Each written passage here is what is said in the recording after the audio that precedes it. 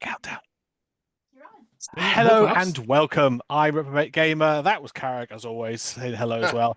You can call me Rep, and I welcome you to this Emerald Collective session. I won't be your GM today. We may all cheer and joy, happiness. Instead, we are welcoming back the wonderful and ever-talented Wayne Talbot to guide us through this lovely Woo! new system to our channel before its formal release next month. It's been in beta for quite a while, but we are all loving getting hands-on with Daggerheart. I'll hand things over to our esteemed guest in just one moment, but I have been handed a list of things to bring to your attention before that point. We stream live plays several days a week, most often Tuesdays, Thursdays, and Fridays, with the occasional bonus here and there, like today. Let's see what we have on the schedule for this week. Well, on Tuesday, in place of our normal visit to Carrick's homebrew world of Andromedus, I have instead snuck into the GM chair while he takes a little break. I'm keeping it 5e for that one, but we're moving the players to a new group of characters and to a new setting for the channel as we pay our first visit to Eberron in a one-shot entitled Against the Lightning. They die. They all die. I warn you now. Then on Thursday, I'm still in the GM chair. It fits very nicely. And we pick up the next episode of returning campaign Candlekeep Mysteries. The party have returned to the library looking for some rest and recovery, but a long-buried calamity has resurfaced, and we left the party dangerously close to another tragic ending. Join us for part 2 of Stuck in the Cellar and see if they can find a happy way out. Who knows on that one? Beyond that point, in fact, also on Friday, sneak peek. There may well just be a sneaky little Blades in the Dark one shot happening. Keep an eye on our Discord for more details on what's going on and our socials for more happenings as that goes through. Where are our socials, you ask? Well, right down there, you can see our Linktree link. And if you want to carry on the discussion, if a mod can type exclamation points Discord into the chat, you can join us on our Discord where we continue the chat and the inevitable dad puns. I'm sorry for those. Despite being a dad, I can't control them. They keep doing the puns. If you feel you have missed an episode or want to catch up or go back through one of our longer campaigns or see another splendid guest GM in a one-shot, you can find a whole selection over our YouTube channel, Emerald Collective Podcast. And if you are wanting something more maybe podcast flavored, well, we have you covered there also. The entirety of our Call of Cthulhu, easy for me to say, Call of Cthulhu campaign, No Silver Linings, is available on the regular platforms. A complete adventure created by Mark Corrigan of Shonic Games, set in Silvermines, Tipperary. Oh, there's a question. Yes. Wait, stand by. News hot off the press. Sorry, yes, news hot off the press. Hello, sorry. Yes, I have just finished, before we went on air, uploading the last episode to our YouTube. So that will go live tonight. So you can binge listen to all 15 episodes of No Silver Linings on our YouTube channel tonight. It was an Herculean task. And it took way longer than I thought it would, but it's done. So sorry to cut across you there. Well, that's my tomorrow sorted for what I'm doing. Lovely stuff. We also, if you enjoy Mark Corrigan in the Reigns, and who doesn't enjoy Mark Corrigan at the Reigns, he is currently our GM for the podcast of the Violet Madness, different one. This back into 5e, but a creation of his very own. Episode 0 on those podcasts recaps the previous actual play we had on our channels. And sets the scene for the adventuring party's quest to rid the land of Castonia from the magical disease known as the Violet Madness. I believe it's episodes 1 through 9 are currently live on your usual platforms, with episode 10 available on our Patreon, especially for subscribers at Patreon. Oh, yes. If you go to the Emerald Collection over on Patreon, we allow you to receive original maps, magic items, and monsters every month for use in your own games. They are often themed as well. So the next one looks very fun on that one. As well as early access to the podcast releases, you also get discounts on select items at drivethroughrpg.com, discounts on commissions from It's a Map and Liv Shamgavi, who formerly Zorp's Art and who did all the art for our Patreon. And you may even get yourselves a shout out on stream. Talking of shout outs on stream, tonight's goes out to Thaco Bear. Your patron is always welcome, good sir, and we hope to see you across the table again soon. Even if you can't afford a monthly subscription to the Patreon, there is still a free tier providing limited access to a selection of goodies and occasionally the odd map we sneak out from It's a Map when she's not looking. Don't tell her, she doesn't know yet. For those who are watching who are regular to the stream, great to have you back. Settle yourself in, get those fingers ready. Those of you joining for the first time, I'm sure there's always one or two of you. We thank you for joining us, choosing to spend time with us, and we hope you enjoy the ride. Keep your arms and legs inside the vehicle at all times and scream when you want to go faster. If you want to influence the game, you can use your channel points that you get just by watching, Twitch bits and subs to provide boons, healing, and for Daggerheart, fear and hope. One of those, I hear you ask? Well, I think at this time it's time for me to shh, and I will hand over to Wayne to carry on the story. Cheers, Rep. Appreciate it. Hello and welcome to Daggerheart, Episode 2, The Shadow of Parliament. Where we previously left our adventurers, they had travelled to the City of Parliament following a disturbance in a local tavern of an arbiter, a local judge and lawgiver for the Horizons Hollow, the world we now inhabit, as their head had exploded, just randomly. And the group that had been thrown together, Paradox, Lanafear, and Ramble, coming into this small town following a disaster that had happened on the road, that Paradox had been a part of, that Lanafear and Ramble had happened upon. James and Dog both finalising the deal of James playing a gig in a local tavern and not getting paid. They all congregated for different reasons in this tavern looking for the arbiter who interjected into James's predicament, got him paid, and then got the group to agree to accompany him to Parliament. But as he stepped out onto the street, his head, like a ripe cantaloupe, exploded and scattered across the doorframe of the tavern. And what was revealed to be seemingly a corrupted clank of sorts, which the group then dispatched, but it turned out to be not a clank, but a controlled humanoid body filled with mold and fungus. And as that creature lay desiccated and decaying into the ground and pushing its way into the walls of a next door building, an ominous voice echoed through the cavity in its chest. As all the group heard, they all decided to accompany each other to the City of Parliament to report on documents that they had found on the body of the arbiter. But they also had their own reasons for going to the city, which will become clear as the story goes on. Lanafear has to go meet somebody there. Paradox wants to report the issue with the cavalcade. James and Dog have their own kind of reason for going. So, as the large gargantuan lift filled with thousands of travellers that are travelling to the City of Parliament on this day of ascension slots into place, and the large iron gates open out onto the cityscape of Parliament. A large Gothic architectural structural buildings stretch skyward. But you notice, all of you, that mixed in between all these Gothic buildings is a mixture of architecture of different races and creeds, where the settlements and the city of other fairy folk, Infernus, Clanks, as their cultures integrated into the city, their architecture spread. The city grew as a kind of a separate organism. Kate, could we bring up the art for the cityscape? Just to give the players an idea. As you see this expanse out before you, the late afternoon sun shining down onto the entranceway as thousands of people mill into the city. You are buffeted in the crowds. As some of you have been here before, Lanafear and Ramble, you're used to the City of Paradox. You've been here. Ramble has been here before with Lanafear, hasn't he? Has he? I don't think he has. Has he not? This is his first time. I think this is his, I think I don't think I think because she's always gone back to report and he's always gone home.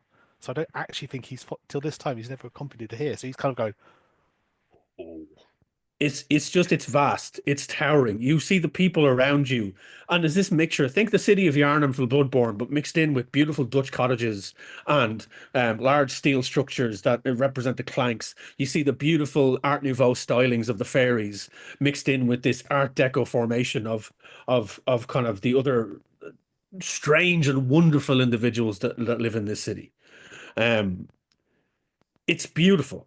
It is welcoming, the golden glow of the sun mixed with the arcane light coming from the crystal that keeps the city aloft as it sweeps from the undercarriage of the city. There are large cavernous sections that seem to drop into oblivion that the light shines up through. And there's long corridors and stairwells that are bathed in golden light. Parliament is a beautiful place to behold, a complete melting pot of different cultures as you all step into this. And it's breathtaking. A lot of fear to you, it's just Tuesday. You've been here so many times, and but it still manages to catch your breath as you step into it once more from your expeditions. And maybe that's the case of Lanfear is just striding ahead while everyone else is just like proper Come on, tourists. come here. Follow me. Follow me. Bramble's surprised. This is the first time he's not seen her taking notes ever. He's never seen it without the notepad. He's like, wait a minute. Rambo, come here. Come here. I'll hold your hand as I guide you through. It's quite different than the jungle, isn't it? It is. Where does one swing? I don't see. Oh, well, I suppose you could. The magnificent arches here. See here? Over there. I may just sway on the ground for the now. Paradox is likely like as visibly uncomfortable as a clank can be without, many facial expressions, just kind of looking around. That he's not used to this level of civilization. Oh, well, I suppose it's its own kind of jungle. It's just made of concrete and light and there's different sorts of life. Ooh. And it is a jungle creature. If you were a predator too, it must seem like some kind of a concrete jungle.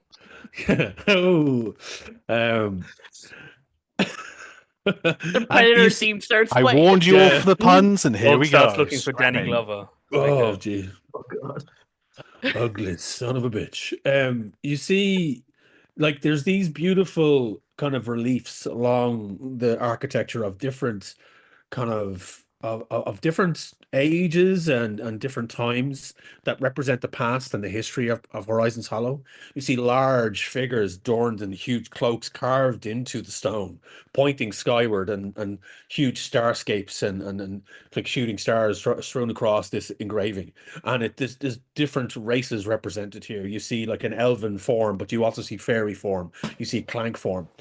Can everyone roll me a perceive roll, please? So that's your instinct roll. So roll me a perceive roll. As you are milling, jostled, and the crowd is moving towards, and it's huge hustle and bustle. There seems to be nothing but celebration in this moment. And I forgot to press play on the music, but there we go. Oh, forgot to put +2 to that. So perfect. That's an 11 with hope. 7 with fear for Ramble. Okay. For those who are new to the Daggerheart system, I think I'll just remind you all that to roll on this one, you have 2d12s to roll on this one. One is fear and one is hope. You add them together and you hope you beat the DC. And whether you roll with hope or fear depends what happens next. How do you decide? Which of the two D12s is? Well, for us on this one, the first is hope and the second is fear. Yeah, so first is hope. Whichever is first, number on the die is hope. So I mean whichever one is highest is the one that you roll. 20 explanations at one time. We were saying. Okay, folks. Okay, let me chime in here as the GM. Okay, on for Roll20, if you're using Roll20, you've decided that the first dice is going to be hope and the second dice is going to be fear. If that's how you're rolling on Roll20, okay. You add the number together, but the highest number that you received on the die. So if you got the highest number on your fear die, you rolled with fear.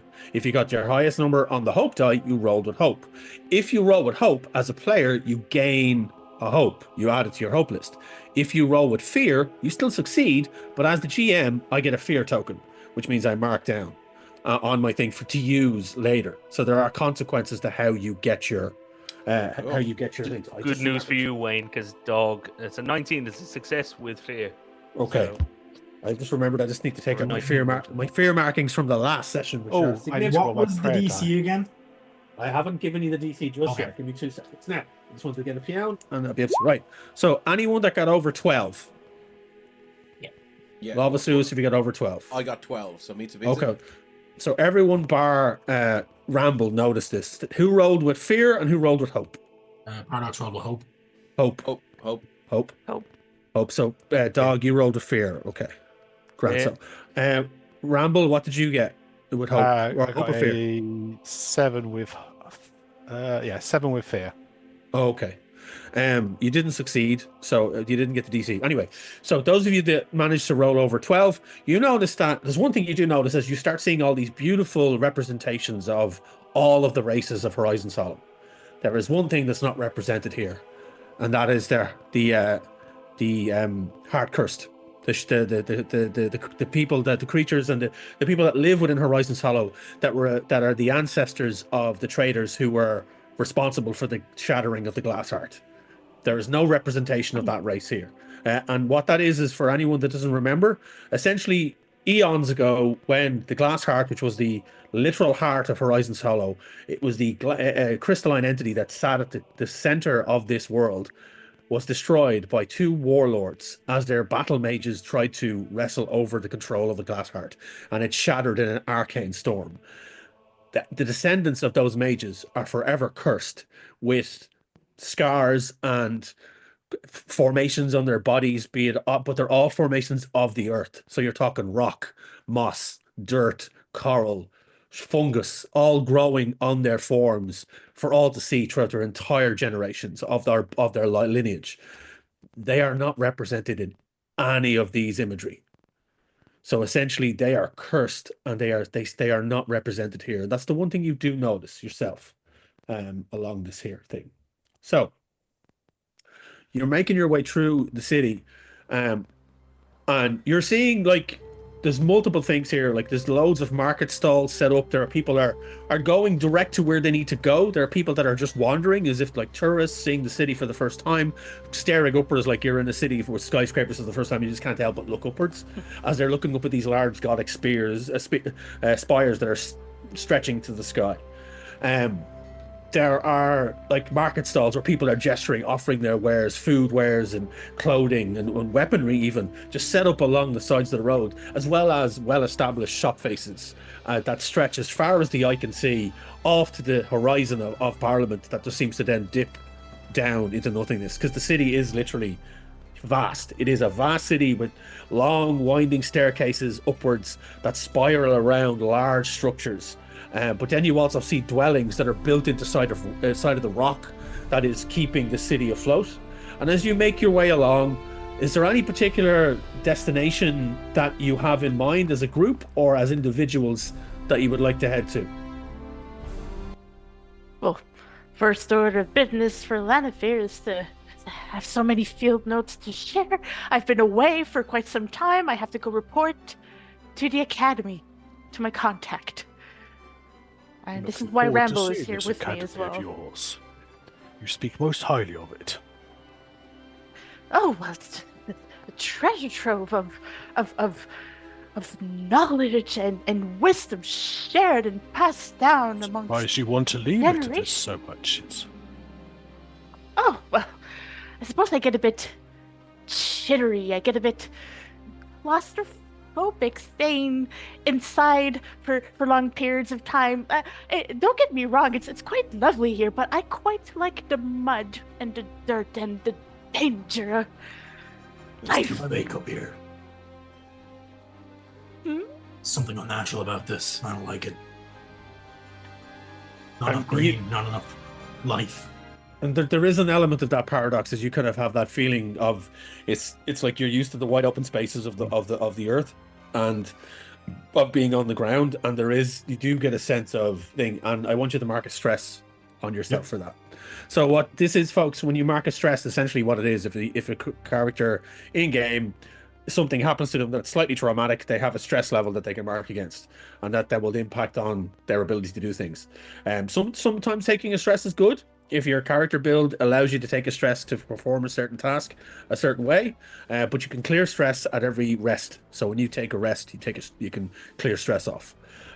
So with this kind of it's not so much a claustrophobic setting here, Paradox, but there's a lot of people and there's a lot of buildings, and you're used to the wide open plains of the cavalcades traveling, and at this point you're kind of like, oh, Yeah. so yeah.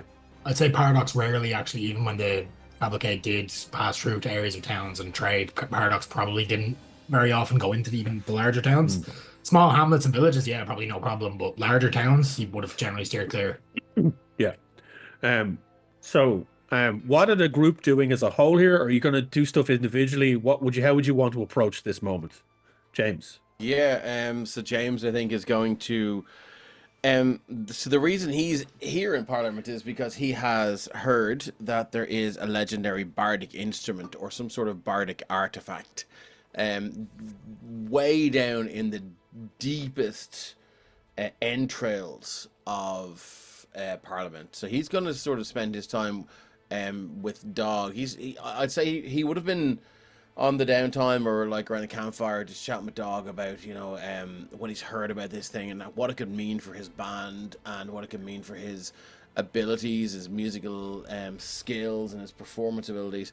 So he's probably going to try and find the underbelly of Parliament and make contact with some thieves or ne'er-do-wells and stuff like that, and maybe do an acoustic one night only performance for them just to try and get some info on that. Okay.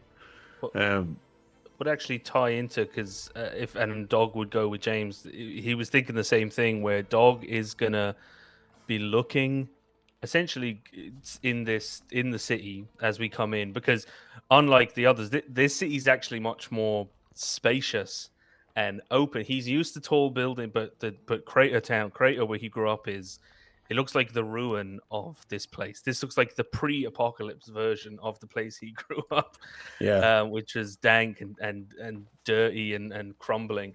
But he is going to look to see if in the throngs of crowds can he see, particularly he's looking like, either children or anyone who is potentially working a pickpocket racket. And if I could make a roll for that and use my street rat experience, having grown up as a little Oliver Twist. You can Are we being made witnesses to a crime in progress here? Oliver. Well, he's if he's trying to get me around. Yeah. So, just to clarify for people watching for the first time and also for the players, so you can use your experience, this thing called experiences, that each character, as players, they've built their characters with these things called experiences that allows them to add a +2, and in some cases more, to a roll. So you say, I want to use my experience, as in Dog is going to use his experience of Street Rat, and he is going to, can you make a perceive roll for me and use your experience, add your experience roll to that as well? Yes, it is. Instincts, it's +3. And I am a street rat, riffraff. If you don't buy that, then just... Mind the copyright, dear. Wow. Not arguing with those lawyers. 12 +3. Let's see now. That's 17 with fear. Dog is giving you all the fear. All the fear. I'm marking that down. So Dog, you know exactly. So you know exactly what you're looking for, and you actually just look over, as very close to you. Ramble, can you give me a perceive roll, please? God damn it! You watch. He's nudging James. You're just both behind, and you look over as Ramble is still kind of looking upwards, and Lannifer is gesturing for Ramble to go off. 21 with fear. Ramble, you just with fear. Okay, cheers for that. Ramble, you feel the brush. You'd feel the brush of a small hand against your kind of like, you have like a little pouch on the side of your belt, and you feel the rummage of a small hand. And Dog, you clock it before it happens, as this small street urchin, not so much in rags, kind of well enough dressed, because they have like a small kind of gambeson piece and little breeches on them, and they have like a neckerchief, but it's not covering their face, it's pulled down, and they just move in through the crowd deftly and slide, and they just he's waiting to see how good they are. Is the thing. You see the kid as they come in, and they said they're about 11, if that, right? Barely 4 feet tall, and they step in beside the large form of Ramble, and they go to put their hand into this pouch. And Ramble, you feel it straight away. What do you do? So my arms are slightly longer than the standard humans, being of a simian. So I actually reach for the opposite shoulder and pull the kid in tight. Hello there, young man. I didn't hear you come up. Oh, I'm sorry, sir. I fell against you there. Really You sorry. seem to My have put your mistake. hand into my coin purse. I know, I tripped. All on the seat. I tripped and I fell. And you see, there's loose stone right here. It's all this traffic. And it just knocks the stones out of the ground. And us small people, and it's this small, and you notice it now for the first time, Ramble. It's a fellow simian, small kid, kind of with a snub nose, small ape-like features, little tufts of hair just growing in, and a little mustache, like a bum fluff mustache, barely trying to grow it, as if he's just trying to get rough and Okay, tough I in will the face. lean down close to him. Next time, check the color of the fur, young man, and remind what that means in your religious studies. Right. Okay. Mahavara bless you, child.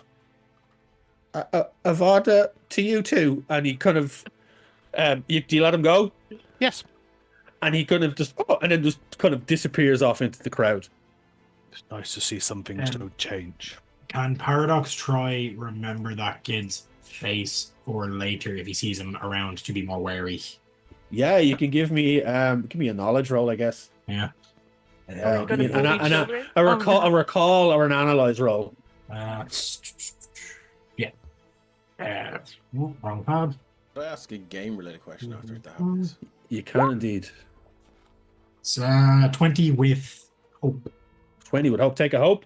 Yeah, you like literally into your data banks. You know, full on RoboCop, uphold the law, protect the innocent. You just and you just focus in on the kid's face, and away goes.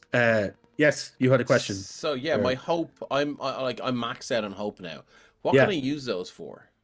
Anything. If you want to use it for an ability, you want to use it for an action, you can pump a bit of hope to give yourself advantage. Or you can use it to give somebody else advantage if you want. You Could can I spend use it? Could I spend it to nullify somebody rolling with fear?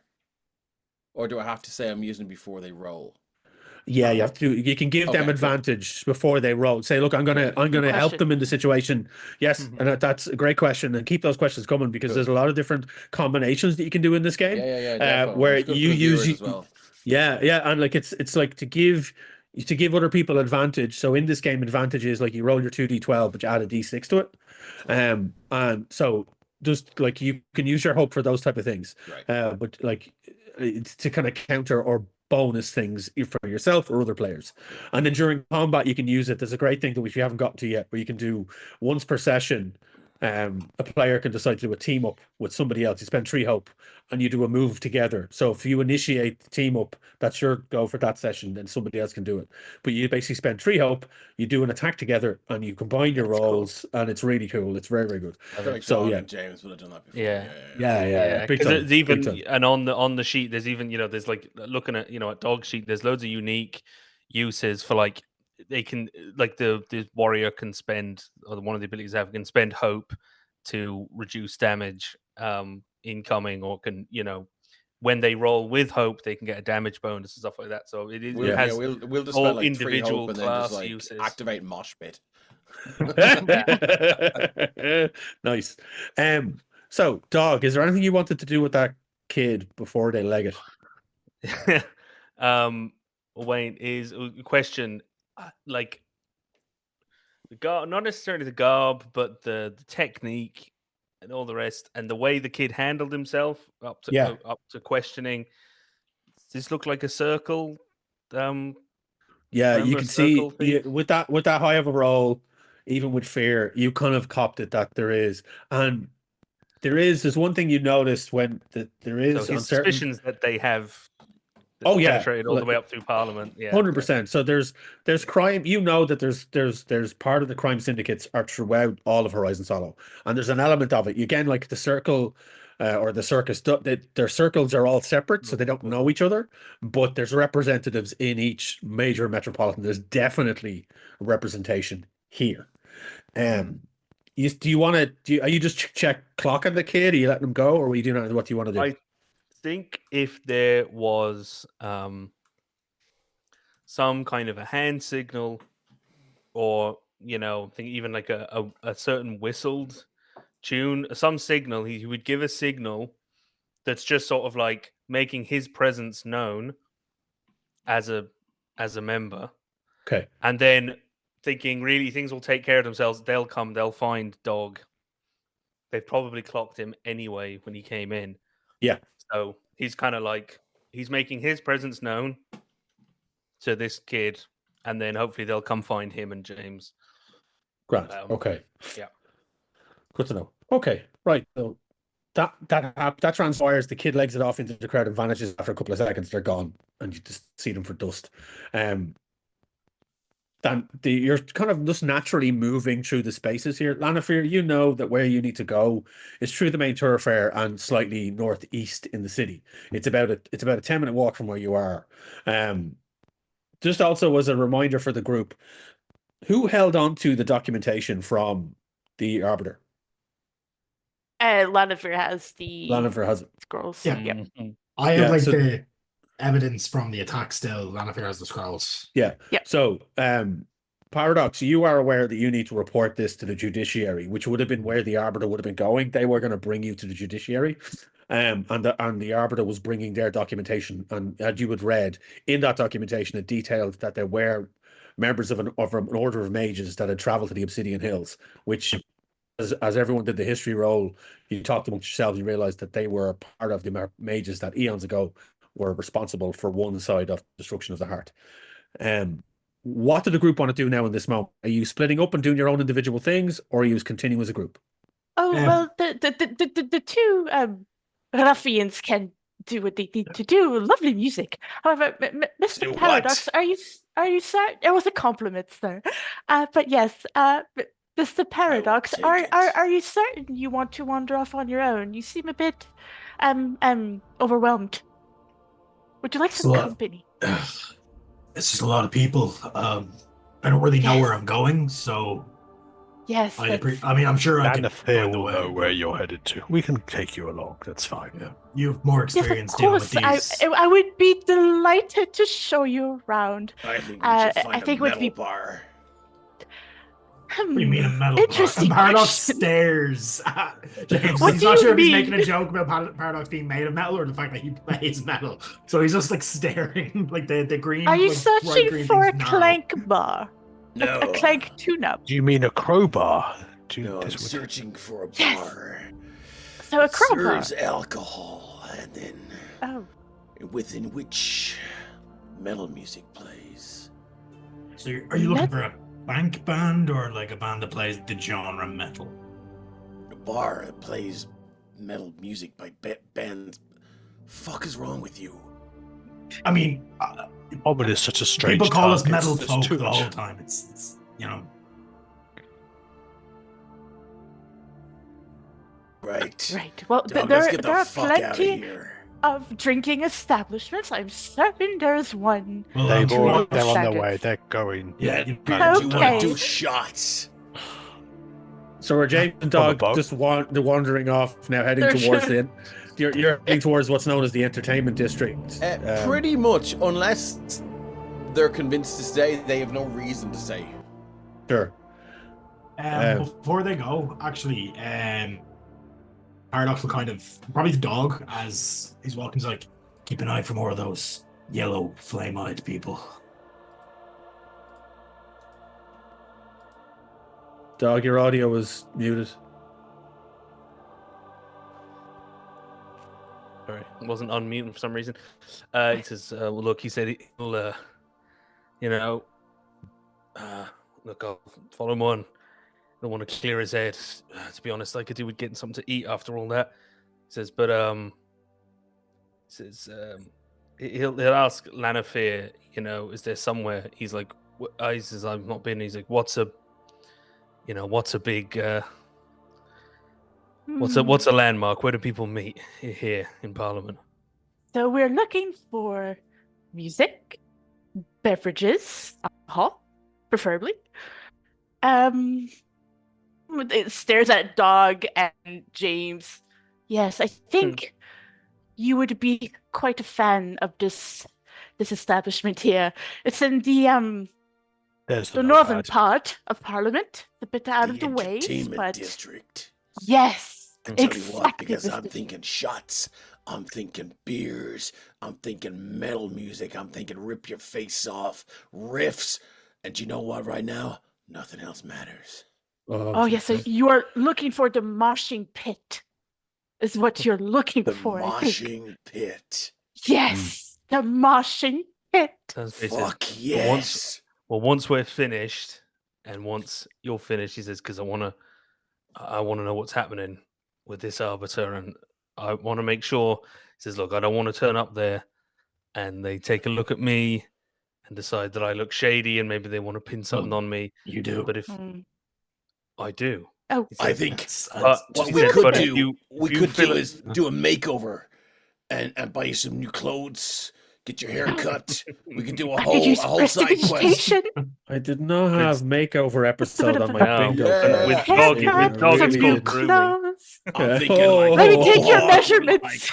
Yeah, he says, purple spikes. Right. Because Not to just be when you're done and when we're done, I did mean where, like he's asking Wayne, like, something like a big pub, is there like in Parliament, is there a big a clock tower or something where we're like, we'll meet you There at is, yeah. St. So Pancras give, Station, we'll meet you so at the Spire, Lanafear, Lanafear, can you just give me a quick knowledge roll there for a second?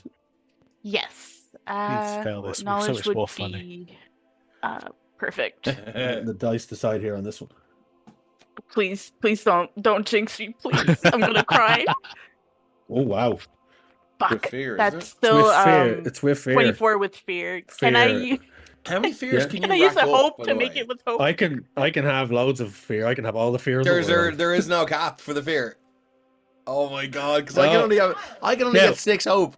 So here's the thing. It costs me to do certain things with certain enemies or situations. I have to spend a certain amount of fear. So I might have to spend 3 fear to do a certain thing. So that kind of decreases my pool Okay, quickly, cool. right? But look, I'm not a sadistic GM. I'm not. No, you're a No, lovely. Yeah, I'm give him very- time. By I'm, episode 4, I'm that's when. very I mean, all the democratic. hope is getting spread out Yeah, to yeah, max okay. 6 between all of us. So, I Yeah, mean, yeah. he'd need a lot So- of fear. Lanafear, you know of the central energy spire, which is the main gathering place, not too dissimilar to Dublin City. There is a massive metal spike that is the central core that's kind of the energy from the crystal gravitates directly through to keep it like a centrifuge Spike. in the city, so the city stays awake. Stays up, not awake, stays up. So it's kind of like a centrifuge thing. So there's a huge generated energy spike, a huge piece of metal right in the middle of the city that feeds right into James's ego, because that's where he has to meet you later on. And you designate a Yeah. time and a place to meet at that particular location. Yeah. But And it's not too somewhere far. that would be hard to miss and easy Yeah. to find. And so we'd be able Yeah. to, as newbies, Oh, yes. we'd be able to make our That way is there the and spot. meet us at. So it isn't. Twilight. It's about 20 Noon, minutes, I don't 20 know, minute find walk it. from the actual moshing pit where you're going. So you guys are heading in that general direction. Lanafear and Paradox and Ramble, are you 3 sticking together? Yes. Okay. And, And you and had Lanafear will yeah. try to do the symbol that James does, but she only has like 3 like fingers, if you can call it that. So it's a bit weird. What was that? Yeah. Like a reverse middle finger. Well, that's Yeah. Read between the lines. And he'll do the heavy metal handshake with you, which is like that, and then you just do that. And you just go like that. Yeah. I'm so curious. I have no idea what this means, but it's exciting. It's a very important and ancient greeting tradition. Symbolizes we are friends now. Yeah. Okay. Yes. Wonderful. Rambo, come here. And she's gonna do the same thing with Rambo. You see, as the trio of Lanafear and Paradox and Ramble head off, you see the 2 of them trying to attempt their handshake as James and Dog head in an opposite direction looking for the moshing pit. And the group separates for now. Sorry, just 1 second. I need to make a quick roll as GM. I like the idea that we've just imitated this might actually be Autobot City and it transforms at some point. I love the Oh shape. god. That'd be so cool. I am Optimus Prime. That Okay. was good. That was Thank you. really good. Really good. Lanafear, Paradox, and Ramble. You heading towards which, the judiciary or the land registry grouping? Where are you heading for Right. first? Somebody's been murdered. I think that's probably. I was going to say, pretty I feel like this is important. an urgent matter. Okay. As you read the documentation that was in the Arbiter's robes, you're looking for a Gendry Locke, who is the individual that he was meant to meet at the judiciary place registry. So you make your way there, and Lanifer, you know the way. You've been there before for numerous reasons, and it's about 10 to 15 minute walk, and you're moving through the streets. And Paradox and Rambo, you're taking in the sights, you're seeing everything around you for the first time, and Lanifer is kind of pointing things out and giving you the general guide. But within 10 or so minutes, you're at this large, beautifully designed Gothic building with large, vast arches that adorn its doorways. These huge metal double doors with the engraving of two large forms, one standing high with a hammer that has lightning stretching from it, and another one standing high with a large bow, which has kind of like large gusts of fire reaching off it. As they stand in unison, the female form with the bow, male form with the hammer, both you notice in furnace. So they have the tiefling look, the horns and the large tails coming out behind them. And you kind of step up, and there's like the large gargantuan doors, but there's a smaller doorway in the bottom part that is opened as you step through, and there's people coming and going. Some in armor that seem to be city guard or parliament guards, other that seem to be mercenary types that are moving back and forth, perusing contracts as they move in and out. And you kind of wait, and the three of you make your way in to this large hallway that is just echoing and vast as you look up, and there's like huge archways with massive chandeliers that adorn the ceiling, and it illuminating the entire area in a golden glow. You see along these corridors there are like huge other doorways that lead into smaller offices off to the side, and ahead of you is a large staircase that goes up and into a large foyer. Then at the top you see another statue standing there, a tall figure, large pauldrons across their shoulders, a helm with a huge tuft of what, like it's a statue, it's carved, so it's a huge tuft of kind of like a mohawking feathery thing, as they stand there with a large shield and a blade, looking very proud and upright, with a massive beard chiseled into this huge iron jaw of an individual. And about them you see kind of dead bodies of creatures, like small draconic creatures and horrible twisted deformed figures, as they kind of stand over their dead bodies. This is the hero of Parliament from eons ago, the great Andric Ironforge, who was a hero of the city, its first protector from when it was first raised into the sky. So Andric I've already forgotten his name. Andric Ironforge. Let me write that down before I forget it. Happens to me all the time. Yeah. First of a GM. Just say, yeah, Curse of the DM. You know your man, the fella, the guy. That lad. That fella. cool I don't need to dude. give you his name. You know it's fine. You're one. You know who I'm talking about. Yeah. Anyway, you If step you're not up. going to man read with the your man place, with if the you're not going to face. remember his name, why the fuck should I? Exactly. And there are people milling about at the foot of Andric, and you see them all going off in their different directions. But there is a kind of receptionist desk at the front, a large kind of tall desk, and there are numerous individuals in city guard uniforms, unhelmed, all kind of moving around the back of it. And there's one central figure just leaning against the desk with a kind of a mug in their thing, and they're looking over paperwork, and there's steam coming off the mug, and they're just sipping on it. Is there much of a queue? There isn't really, because there's so many people processing different things Okay. here that there's a lot of people available to talk to. Yeah, so Paradox is going to make his way over. Yes. Okay. He's gonna, he'll drop his cowl, and bare metal, everything is exposed, and he'll kind of walk up and lean in against the desk and be like, "I need to speak with a Gendry Locke. It's a matter of urgency." The individual looks up, and it's a human, but they have bright, sparkling blue eyes that seems to have some kind of arcane spark behind it, and they kind of look you up and down as they kind of go, "All right, yeah, okay. 1 second." They puts their jug down, or their tankard down. They kind of take out a big ledger, and they start flicking through the pages. Gendry Locke, his appointments for today. Actually, he seemed to have come at a proper time. He's free in about 15 minutes. Right. Let me see. What you say your name was? Paradox. paradox. It's a 0, not an O. Right, okay. 0, not a no. And he starts jotting stuff down. And what might be the meaning of the meeting, if I might ask? We're here on behalf of Arbiter Denzin. Arbiter Denzin. He is penciled in. He has already missed his meeting this morning. He has not arrived. He won't be Interesting. arriving anytime soon, unfortunately. Oh, interesting. Right. Arbiter Denzin will not be reporting anytime soon. Interesting. Right. Or at all, really. And he kind of looks up. Okay. Part of the meeting we're requesting. Yeah, reason for the Right. meeting. Okay. He takes the piece of paper and takes a stamp. Boom, boom, boom, stamps it in triplicate, folds it, mutters a few words to it, and it just vanishes in a puff of flame. You are now entered into the schedule.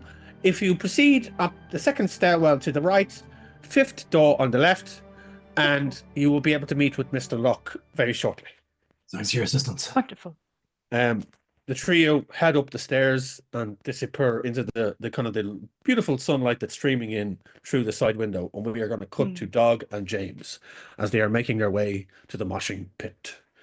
The two of you have kind of managed to find your way, asking a few denizens of Parliament, and you find yourself getting into a more, not seedy, because there's nothing around here that's seedy. It's a beautifully kept city, beautiful facade in every corner of the area, but certain parts of it are a bit more gothic than others, and you're definitely getting into the underground dank metal bar goth area of the city, if that's even more possible.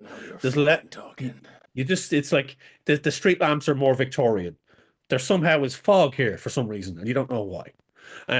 As you're now literally walking into London in the 1800s in this beautiful morning, but you see the waft that fills your nostrils is that of slightly stale ale, smoked meats, and every now and again as you pass a doorway, you hear the odd fiddle or the odd harp, the odd guitar or lute playing a tune. And more, the deeper you delve into the city, the more and more it becomes attuned to James's taste and where he wants to be. And after not too long, you see off in the distance the sign of this kind of slightly at an angle, the moshing pit. And it's just a circle of individuals running. And that's what's painted on it. And they're just running around. And just as you get to the doorway, the door scatters open. And once again, a body slides out in front of you on his face. As the running theme of somebody getting chucked out of a metal bar continues in Daggerheart. It's happened to me. Yeah, look, I reference what I know. What can I say? And you have arrived at the moshing pit. As they're walking along, I think like James is looking at Dog and he goes, "Yeah, I'm working on a new song.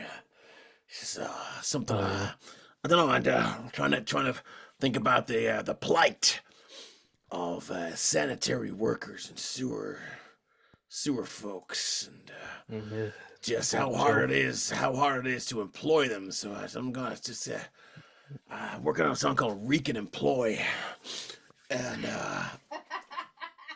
it's like that. You know the joke is coming, but all you can do is stand there and take it.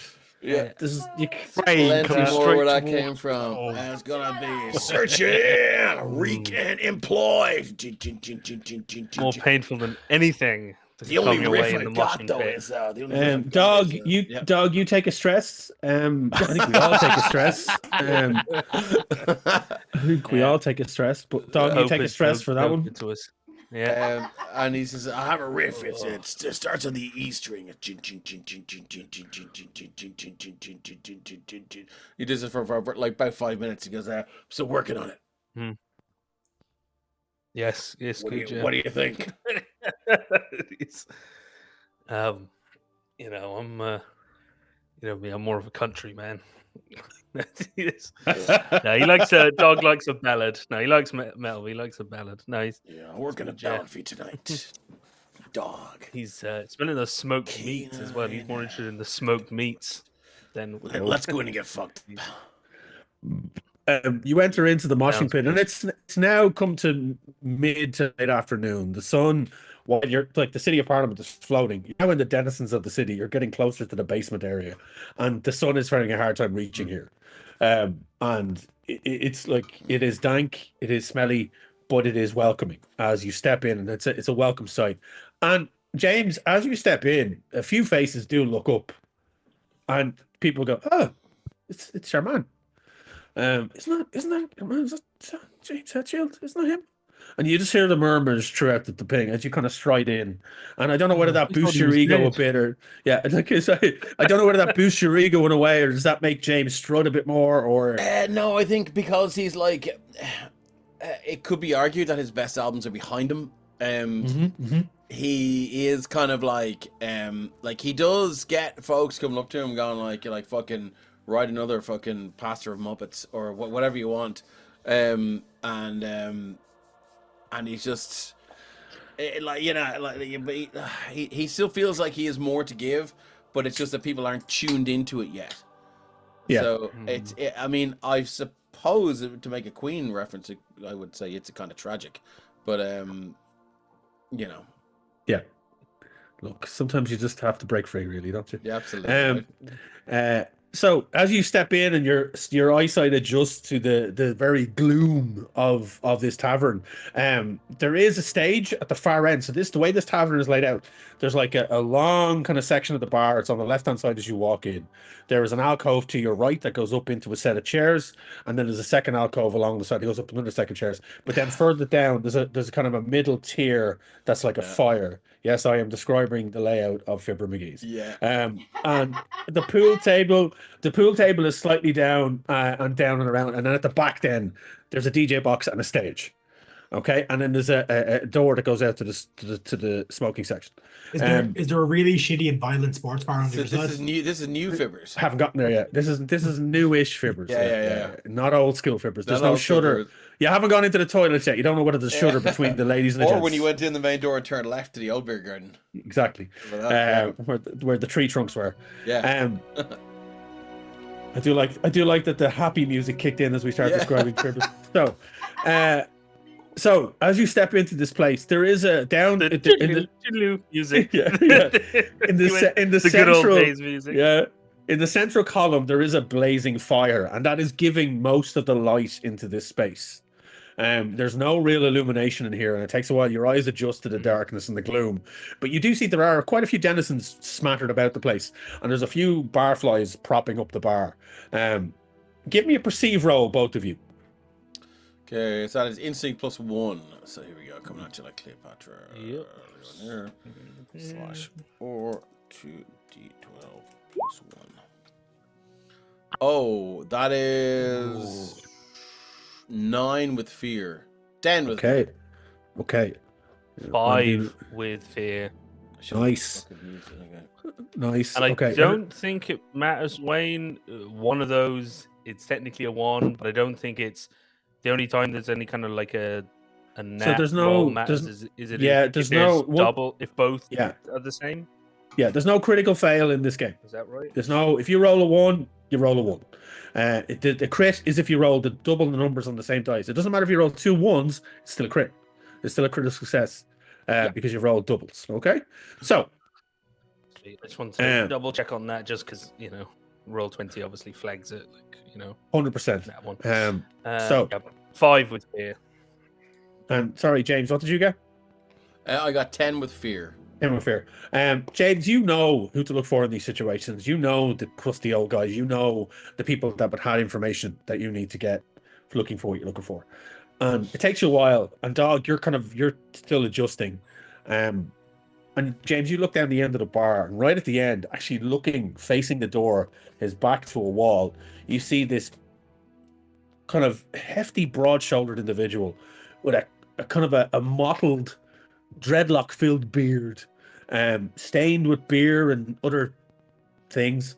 A large floppy hat that seems to come down over his eyes, but you can see just underneath and peering through them these beady little points of light. and a large nose kind of pokes out from underneath the hat as they're sitting, leaning over the tankard, a large leather duster adorning their body as they sit there, just staring at the two of you as you've walked in.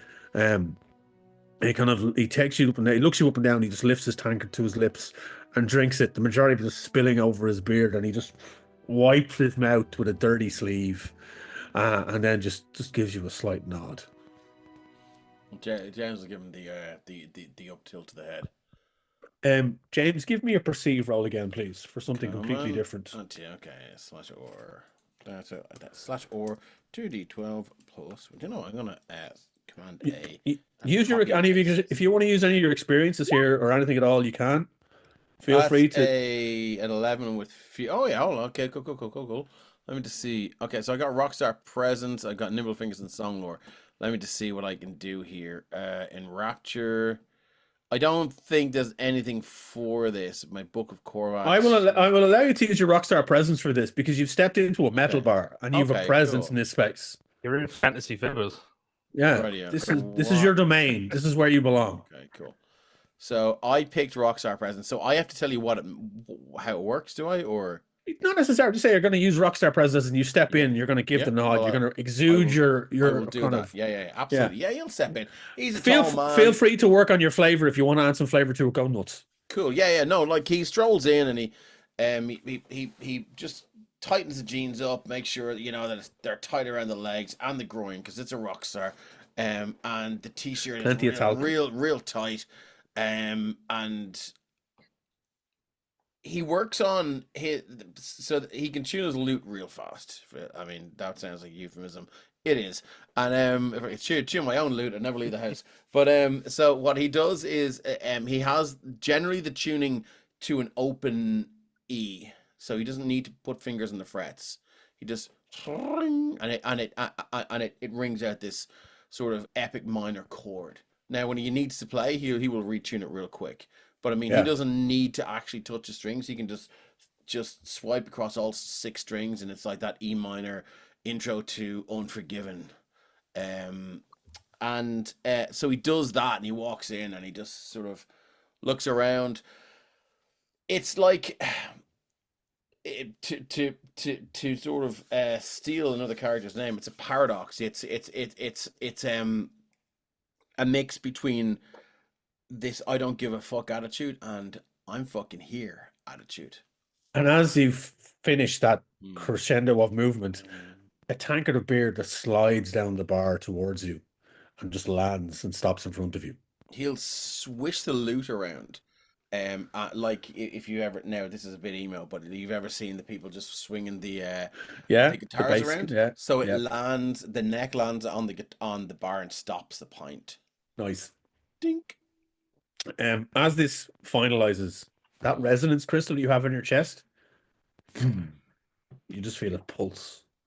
Well, that's the one I took from the guy. Yeah, and then there's just this. That was interesting, James. Just echoes in your mind. And in his mind, he'll go, yeah. And you just hear this a laughter, and only you hear it. Nobody else hears. The dog doesn't hear it. You just hear it. Yeah. And that just echoes, and there's a tingle at the back of your mind, like the hair on your neck stands up, and there's like this surge of electricity that you remember from when you stood on stage and felt your confidence soar just for a split second. You feel that in the back he likes it. Yeah, he likes it. Yeah, but it also reminds him of the first time you felt that surge of power at Devil's Fork as well. Yes. And he's like, it's almost like a reigniting of, I don't know, his like the excitement of creating music, and it feels like the first time he's felt alive in quite some time. Dog, to you just see James do this in a quick succession. It's very, very fast. And it all happens, and he has the tankard there, and the old crusty at the end of the bar raises his tankard again and kind of beckons for the two of you to move forward. What do you do in this moment, both of you? I'll head over to Senior Crust. Brand. Two of you head over. Dog, a Yeah. tankard is produced in front of you as well. And it's at that moment we're going to cut back to the other three. The three of you now are standing in front of a large doorway, double doors, and embossed on the door in gold filigree, you see Gendry Locke, Justicar, and Paladin of Law, just emblazed on the door. And you're waiting a couple of minutes, and all of a sudden the door swings open, and you just, in one fluid motion, and this large, imposing form is standing there. As you look and you see an Impherus, purple skin, long, beautifully coiffed, kind of fringe down that cascades over his shoulders. He's wearing formal leathers that double as body armor. And it has the crest of Parliament on the front of it, Lannifer, that you're used to. But it's essentially the crest of the city with a beautiful golden, looks like a golden sun underneath of it. That's like fitted in gold on the armor. And it kind of feeds out into gold kind of rivulets across the armor, making beautiful patterns and designs around the chest and up into the shoulders. He's wearing a blue undershirt, and he has long kind of leather gloves that kind of come up to around here that fan out at the sides. He has multiple rings in his eyebrows on either side. He has a long, kind of pronounced nose, a kind of a musketeer mustache and kind of beard at his face. Beautiful, large, opal eyes that kind of see you and take you all in. He's like, yes, I believe you're my appointment for, what time is it? It's 4 o'clock, I believe. Yes, come in. And he gestures one wide gesture as he kind of opens the doors and gestures all three of you into his office. Oh, thank you. Walk in. And you step into this office that is like very much an office. There's a massive kind of wooden oak desk that sits close over, and you see it's opening out onto a window, onto a seascape that, as your brains start to kind of realize, it makes zero sense with the architecture, because his office should actually be overlooking a hallway. But you see now the vista of Parliament spread out in front of you through this massive kind of Gothic archway. And it's beautiful. And the sun is cascading, the kind of late afternoon sun is cascading across the city, and it's bathing the office in a beautiful kind of golden light. He steps in and he's like, kind of moves behind the desk, and you see stacks of papers like an in and out box, and the inbox is lower than the outbox because it's now later in the day and he's getting a lot done. It's a clean enough desk, very kind of anally retentively kept. And behind him on the wall, you see kind of a large scabbard broadsword and a massive shield, again with the emblazed with the symbol of Parliament. There are, on the other side of the room, you see a massive shelf filled with tomes and books. There are a very neatly section of scrolls that are filed away, and you can see, as you walk past, you very quickly perceive that they're all labeled A to Z, purely alphabetical, in perfect order, everything in its right place, exactly where it should be. As Gendry Locke sweeps in and steps around his desk, kind of sits himself down, and he's tall, he's massive, tall, broad-shouldered, his tail kind of swishing up beside him as he sits down, places his hands on his desk, and he's like, well, what can I do for the three of you beautiful people today? Oh, I'm sorry to say it, but we're here at the bearers of bad news. Yes? Your man Devon was supposed to report to you earlier. Yes, he did not attend. Quite put out. We had a scheduled meeting. The scheduled meeting was not cancelled, and he did not attend. I'm worried. I'm sad to say that your worries are well placed. Devon did not survive the journey here. And the look of shock is just like... We encountered him in... the name has escaped me. The town? Jasper's Jasper's Ridge. yeah, there was something red. Jasper's Jasper's wasn't coming to mind. Yeah. We encountered him in a bar in Jasper's Ridge before we arrived, and just as we were set off, some sort of monstrosity, like undead, just killed him, struck him down. Undead. Undead. Well, Lennifer will take out her notebook, her field notes, and she'll kind of skim through the pages, and she'll pull out the drawing of like the spores and the clank that they Um, face. he kind of may I? And he kind of gestures to take Oh, your of course, notes. please. And these are beautifully. The draftsmanship is delectable, excellent. Oh, thank you. And the diagrams, everything, it's so clear. I can see everything note for note. So you're saying a clank, a supposed clank, but wasn't a clank, turned out to be an undead creature of some form. Mossy rotate. They had moss and fungal growths on their form. Yes. Would they have been known? And he kind of mutters under his breath a bit. And he is dead. So this thing killed the Arbiter, Denzel. It did. Unfortunately, yes, and it was quite explosive. Oh. And you see him kind of slump a bit in his chair.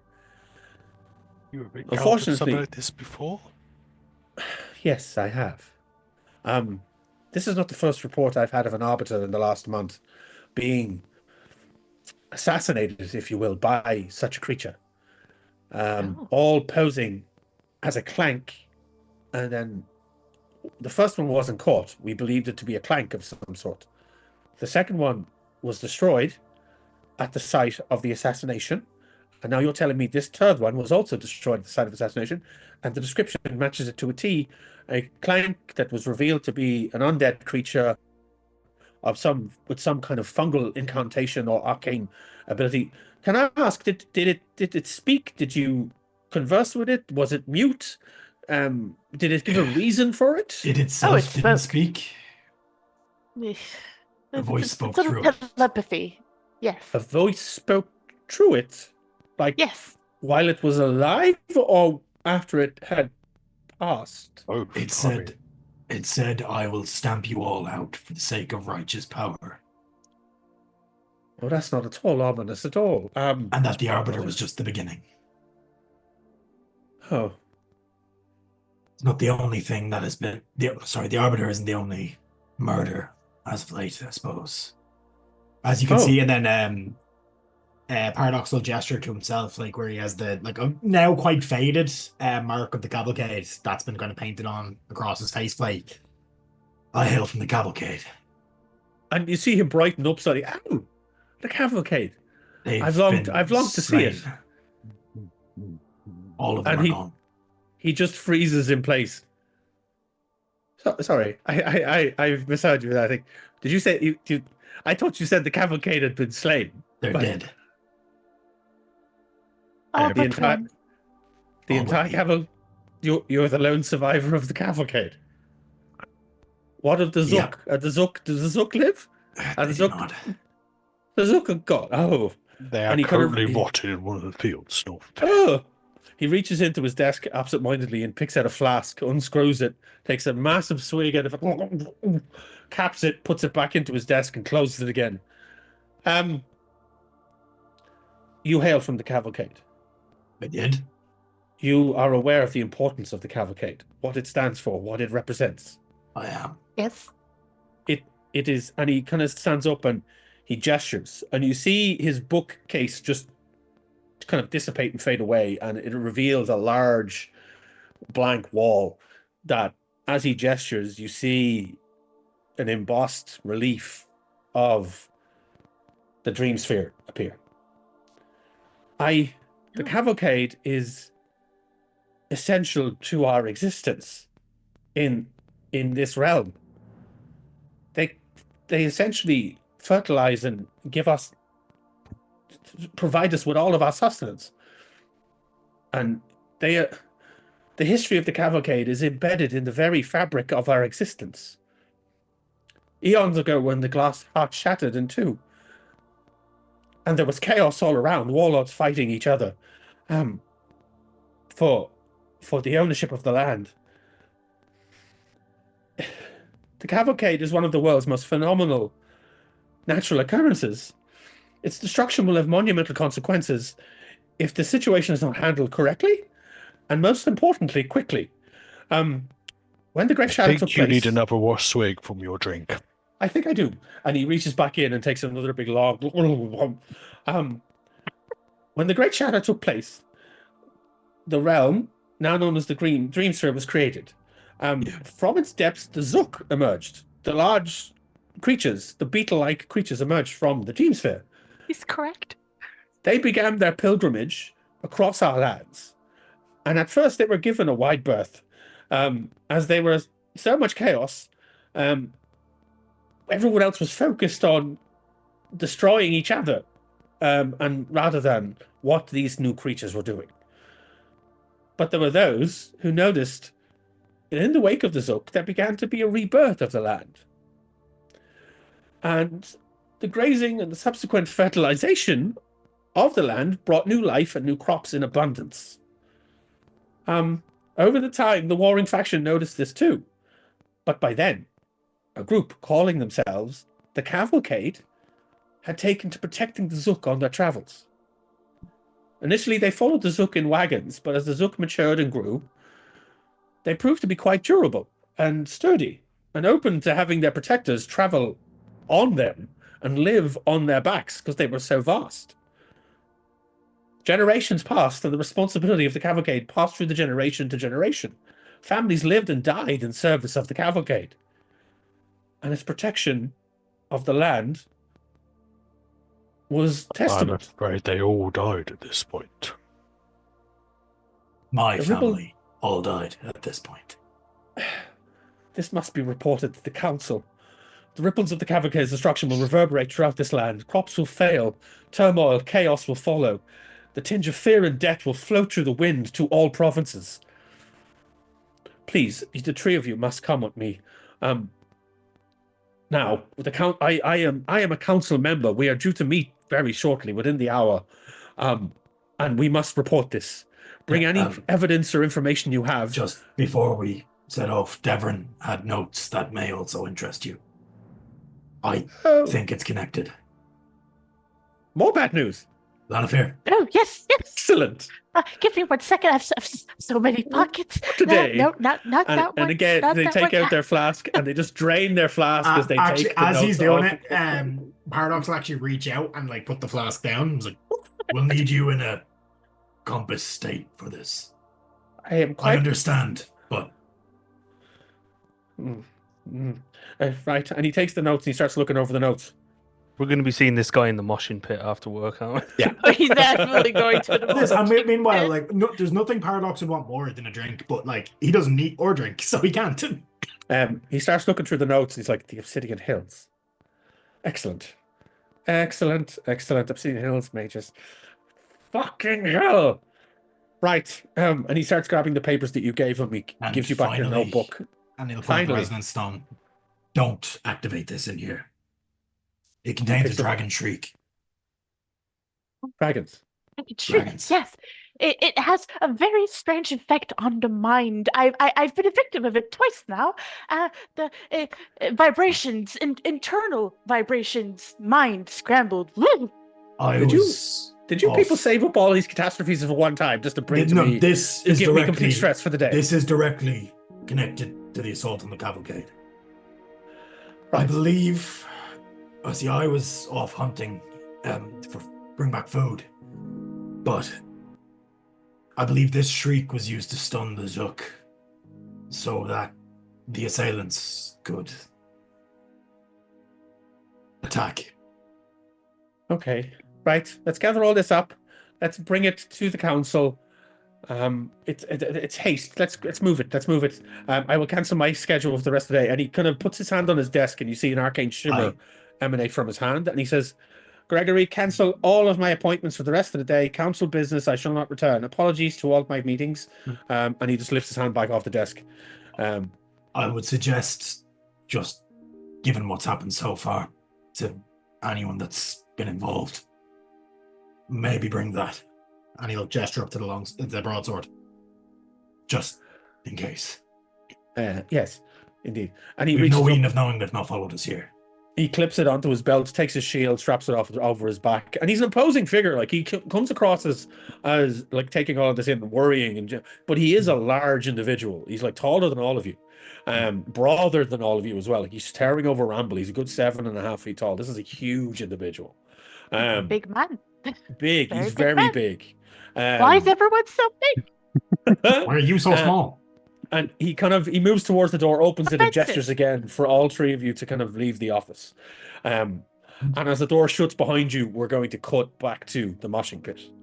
As James and Dog have sat at the end of the bar, and this crusty old man looks up at the two of you. I know who you are. Get You're that one. lot. You're that one head shield, aren't you? It's me. You like my band? Mythrelica. You're all right. Yeah, I've been around the block a few times. I've done a few tours. Let me guess you like the early shit. Oh, look, anything that's got a good bounce, it can cause a bit of damage. Damage. Well, if I were a company, I'd be Damage Incorporated. I'm just setting these up for you, really, at this stage. Yeah. I can tell you. Can only take so much stress. I've got 8 slots. Yeah. of stress, and that's it. And I got extra. Dog's a long suffering fucking. Yeah. That's why I went for the, with the class race combination. I got 1 extra stress slot. He's like, I can tell you're looking for something. You've got that look about you. Yeah. I don't know. Sorry, I've gone into your accent. Sorry. And he's yeah. I don't know. I heard a rumor about an ancient artifact, some sort of instrument, or I don't know, an item down, way down in the depths of this city. So far down that it was almost left behind when the city separated from the earth. So I'm here looking for it. Might help me play louder, play faster. There's a twinkle in this old man's eyes, a shimmer, and Dog, give me a perceive roll if you see this, just to see if you see it. James is dialed in, and you're locked in with this man. So James is dialed in with him. But Dog, I want you to see if you see what James sees at this moment. I will keep Doing. on these. Sorry, when are we keep, doing perceive? Did you say? Perceive, yeah. Perceive roll, please. Keep my eye on this roll 20 over here. Yeah.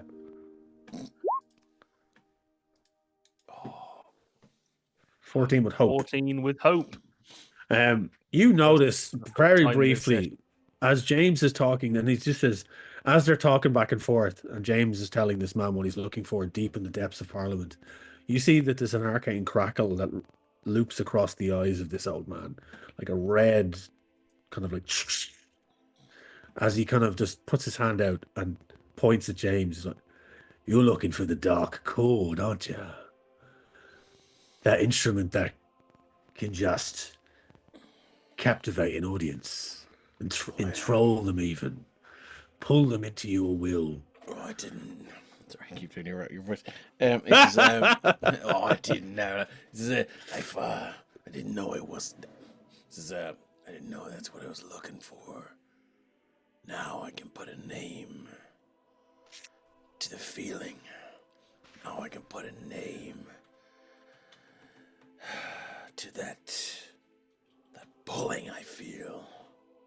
I know. And he just down here. He just very quickly, this old gnarled fucker, just reaches out, and you see his twisted, bony, calloused fingers, and you notice that his fingers are calloused the same way any guitar player's fingers would be calloused. And they reach out and they grab your wrist, and that arcane crackle of red runs up your arm. And Dog, you see it. See the man touch.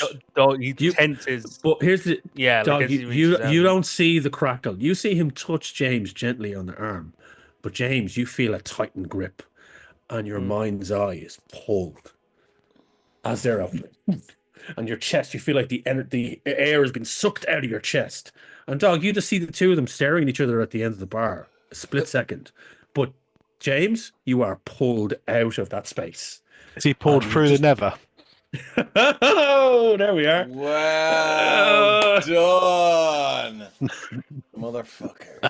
And you feel that resonance crystal in your chest, it just, and there is like a pain that cracks across you, and the air gets sucked out of you. And then it's like, and you open your eyes and you're standing at a crossroads. And there is darkness all around you. And Is you it stand imprisoning there. him?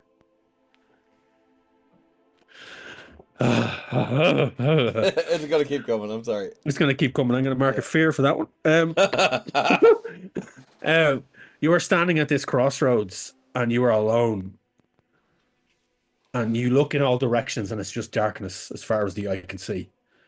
And then just stepping out of the gloom, you see that old man in a duster.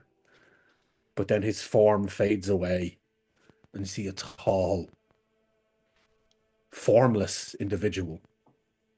Humanoid, but pale. White skin over a bald head, long pointed ears, a strong, jutted out jaw, with a pointed beard just at their chin. I'm just going to change the music from this to something more proper. Excuse me. As you step in and you look this creature in the eye, those eyes red, white skin, long ears, dark leathers, tight, long spindly arms, clawed hands. As they step forward, you're looking for the dark code. Who the fuck are you? Call me a patron saint of metal. And all Is you... your name Lemmy? No, that's my brother. Okay. You can call me Silt. Silt. I see. Where the fuck am I, Silt? This is my domain. I see. Camera, I think, is frozen. Sorry? I think my camera's frozen. We can still hear you. Okay. Yep, camera froze. Yeah. Camera's frozen, we can still hear you. Okay. The metal is too potent. Metal is too Absolutely. Well, guys, Too everyone strong. knows you can't destroy the metal. It'll strike you down with a can't. vicious Yeah. blow. It's So- alright. It's all right. We'll start the scene again so we can get the full. There we go, I'm There back. we go. Okay, cool. I switched my camera. Step in now. Mine- Go. My name is Silt. I am here to offer you a deal, James. What kind of deal? I will show you where the dark cord is. I'll find it myself. I found so many fucking fans. I found so many secret chords. I can do this shit myself. I've always done it myself. What the fuck do I need you for? Tell me, James, how do you feel right now about where your career is? That trajectory of where you find yourself? Okay, that's fair. I may be entering into the difficult 15th album, but I think number 16 is gonna be a fucking doozy. It's gonna be a return to the mosh pit. How would you like it if 16, 17, 18, 19, 20 to infinity are all the album?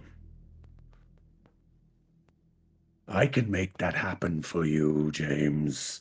I can give you the dark cord. I can tell you where to find it. None of this long exposition and journey and hero's tale. Fuck do You you can want simply- from me? Simple. How much? I've got gold. You represent my power in the land of the hollow.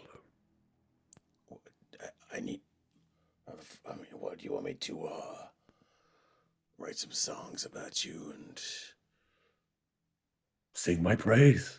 sing your praise?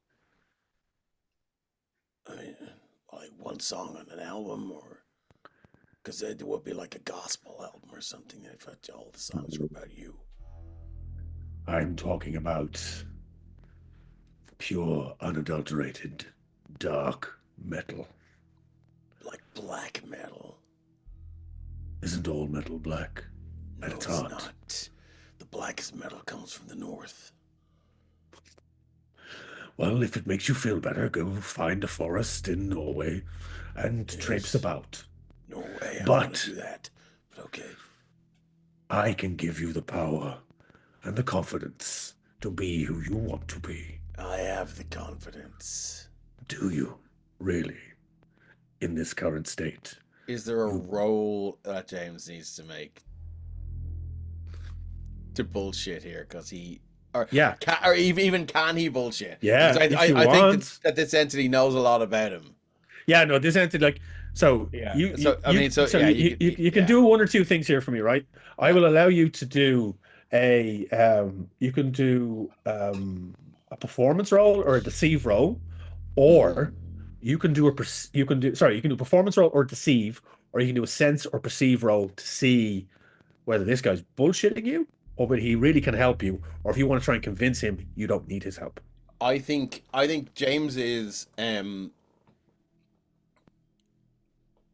he needs attention. He's very sort of he's a simple man, and he's not a stupid man, but he's a simple man. He needs the attention, so he's not going to bother. It's not in him to try and perceive what this person's thinking about him. The more important thing to him is to try and project how awesome he is. So he's going to try and perform. He's going to use his rockstar presence for a +2, Nice. if that's all right. So that gives me Totally. it's a 2d12 + 4. Go Okay, for here it. we go. I'm coming at you like Cleopatra. /or 2d12 + 4. Boop. Oh fuck. 19 okay, with that was 19 hope. with hope. Yeah. Nice, well done. I can see you have some of the old power still. Yeah. It's there. It's beautiful to behold. How would you like to have that 24/7, non-stop, at the drop of a hat whenever you needed it? You didn't have to dig deep. You have to prove yourself. You are the metal. I just gotta go back to Devil's Fork, bask in the moonlight reflected off the dream sphere, and I'll get that back. Fuck the dream sphere. I can give it to you. Right now. Me, Silt. I Right can now. imbue you with the power of metal with one touch. I can Right tell now. you where to find the Dark Horde right now. All you have to do is agree to sing my praise and be my representative in the hollow. Make them feel my presence. Make me known. How do I do that? Simple. Write a song.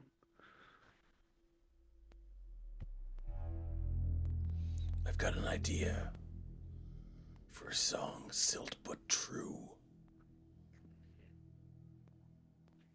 I like it already. He'll reach out his hand. And you go, you've got a deal. We have an accord, my young man. And he grabs your hand, and there is a spark of red arcane energy crackling up your form, and you feel it as you feel your fingers, they become calloused and ripped and torn. You feel your muscles imbued with this energy as you feel the dark magics pulse into you. And then you're back in your body. Dog, to you, it's been seconds. Literally, the man just reached out and put his hand on James. And you just see, and then the old man just like, he coughs, and he turns to the barkeep, like, "Hey, you'd have another drink, please." And he looks at James. "Who the fuck are you?" And he just keeps up. I'm fucking James Headshield, motherfucker. And he kind of stops and looks at you for a second. James, you feel energized. He pulls out the lute and goes, "Jin, jin, jin, jin, jin, jin, jin, jin, do-do-do-do-do-do-do." And you can't help but notice, Dog, as you look around the bar, that people are just nodding their heads. What does Dog feel? What does Dog feel? Does he feel like, is he feeling compelled to bop? James, can I ask, what is the intention behind the chord? Are you trying to impress? Are you trying to push it out? Are you trying to, when you're playing your music, Do you Well, aim your confidence at right now. Dog? Yeah, when you No, do he anything, aims it at the whole bar because somebody in the metal bar said, Mm. "Who the fuck are you?" yeah, Everyone should know who the fuck he is in a metal bar. So he's just gonna go, and it's also a new song that's bopped into his head, still but true.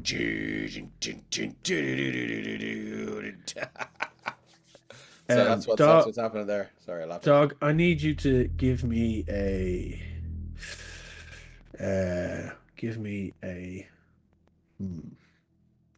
sense roll, please. And you can use an experience here if you want. I don't think any of my. No, I'm not sure if his particular experiences or skills would help him. Okay, with no this worries one. at all. Well, I mean, depending on. No, I don't think this is really his. Yeah, just give us a his roll. thing.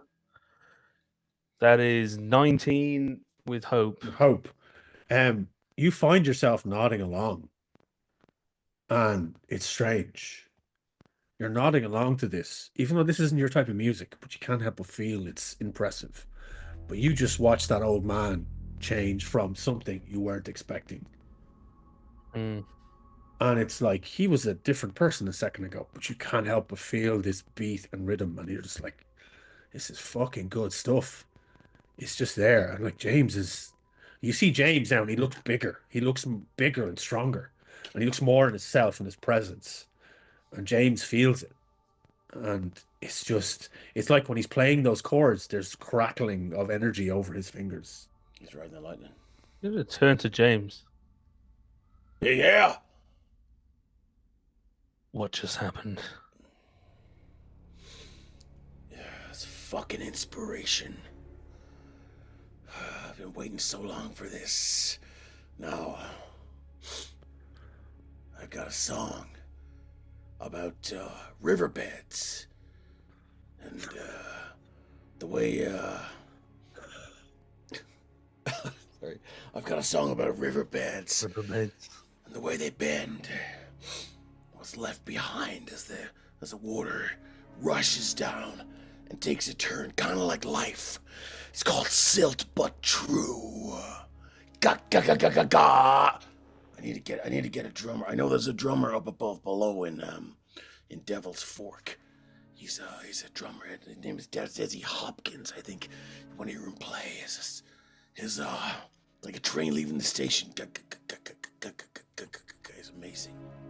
And as you say the title, James, you just hear at the back, like, yeah, you hear Silt But True. You hear somebody else echo your singing. Yeah. As the phrase starts to spread, and you hear one or two people pick it up, and they just start singing it, and it's like that hook that gets stuck in your head, and it just starts to reverberate throughout the bar, and you're just like, yeah. He's still writing it, but I mean, like he's like, this is how it used to happen for him, and he's like, fuck yeah. Got it again. Dog's line of thinking is currently, though obviously he's not saying this out loud, considering he saw the red eyes of this guy, and now he's a completely different person. Something happened between him and James, and now James there's something going on. His like current line of thinking is James has been possessed. And it's at that point we're going to cut to the other three as they're walking the corridors towards the council chambers. Lanafir, are you flying to keep up? Are you kind of like buzzing and hovering? Oh yes, she's fully flying. Like, you were flying along, heading towards the corridors, with Gendry Locke leading the way, and you just hear like kind of echoing through the chambers. You just hear, Lanafir, is that you? And you turn and you see the large turtle form of Brannock Cree hobbling towards you. Kate, can we bring up the character art for Brannock Cree? Councilman Cree. Oh, I was just coming to see you. It's what a day! What a day! Nice. You see this large turtle, he's a kind of a large seaborn Galapa, coming humbling towards you. He's got a massive staff, a big kind of a tree branch with loads of kind of hooks at the top of it, with large kind of gold chains swinging off it with crystalline things. And he has a large gold chain around his neck with a huge blue ocean kind of shard. His massive turtle shell is up and curved to a point, and he has a massive belt covered in bottles and bags, and he kind of clinks as he runs and walks towards you, and he kind of waves you down with a large tree-clawed hand. I believe we had a meeting today, but we seem to have been called into council. Gendry, hello. Lannifer's with you. And he kind of looks. Go ahead, Lannifer. No, it's fine. She was just good. Yes. Well, we've encountered some very interesting troubles on our travels here. Yes. Councilman Cree, please follow us. We have momentous news to share. And afterwards, I can share my notes of what I have so many things to share.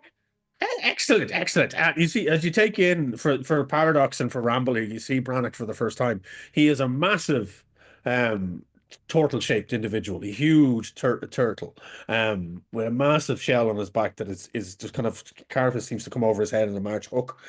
He's very worn and scarred. He's ancient, and he's got leathery skin. His right eye has a massive scar right through it, and it's milky white. This tortoise has seen shit. He's lived life, and he is now one of the prominent council members, part of the land registry here in the City of Parliament, and Lannifer's contact for the land registry for the expeditions that he sends her out on. Sorry, Lannifer's pronouns are, is it she, they, them? Yeah, she, they, yeah. She, they. And he sends Lannifer out on quests and expeditions and kind of subsidizes them. He too, Lannifer would notice that he too once was a leader of expeditions as well, but has since retired and has become a council member. But you take him in and he's a massive form, bulbous and bulky, still quite muscular, and he could probably pack a punch if he swung that large staff at people. Is he a master of Kung Fu? Who knows? Maybe. Who knows? Lannifer would know. He may have some moves as he trundles along beside you, and he kind of catching up, and he's talking to Gendry Locke, who kind of fills him in slightly, tells him and starts gesturing, and you see the kind of the look and surprise and shock coming over Brannock's face. He's like, indeed. All these sort of weird guttural noises emanating from his maw. Oh, doggy. We have a doggy on stream. We pause for doggo break. You all arrive up at the main council doors, these huge, vast double doors, the biggest doors you've seen in all of Parliament so far. And they are adorned with representations of countless representations of all races and creeds. But again, you notice there are no Harkhurst here. There are everything from clanks to turtles to inferi to fairy to human. You see some representations of creeds and castes you aren't familiar with. And these massive double doors are ajar and open as you step into the council chambers, awaiting to present your evidence and tell the council of the chaos that has ensued out in the world of Horizons Hollow. And it's at that point we're going to take our break. Okay, folks, so we will be back very shortly. Thank you so much for keeping with us so far. What a great game so far. Thank you so much. I know, look, fair play to all his players. It's like, you know, it's all interweaving, and there's a bit of lore, a bit of everything. So a few pacts with crossroad demons and shit. So who knows what's going to happen going forward? Wasn't on my bingo card. This is fine. It's not Everything's what it seems fine. like. This was exactly what I was expecting. What are you talking about? Considering there's a bit of Guts Berserk influence in Dog, now that James has made this deal with the devil, You know nothing about that. You know Yeah. nothing. I just don't get know massive. If nothing. for those in chat who might know the game, Brutal Legend vibes from James, because it is Yeah. like the myths and Yeah. metal of fantasy. Yeah. So we are going to take our break now. We back how long? Break 15 minutes? About Was it 10 a break? minutes. 10 minutes. 10 minutes. What time we're on. So P break. We'll be right back with the second part of episode 2 of our Daggerheart mini campaign. Talk to you in a minute, folks. Take it handy.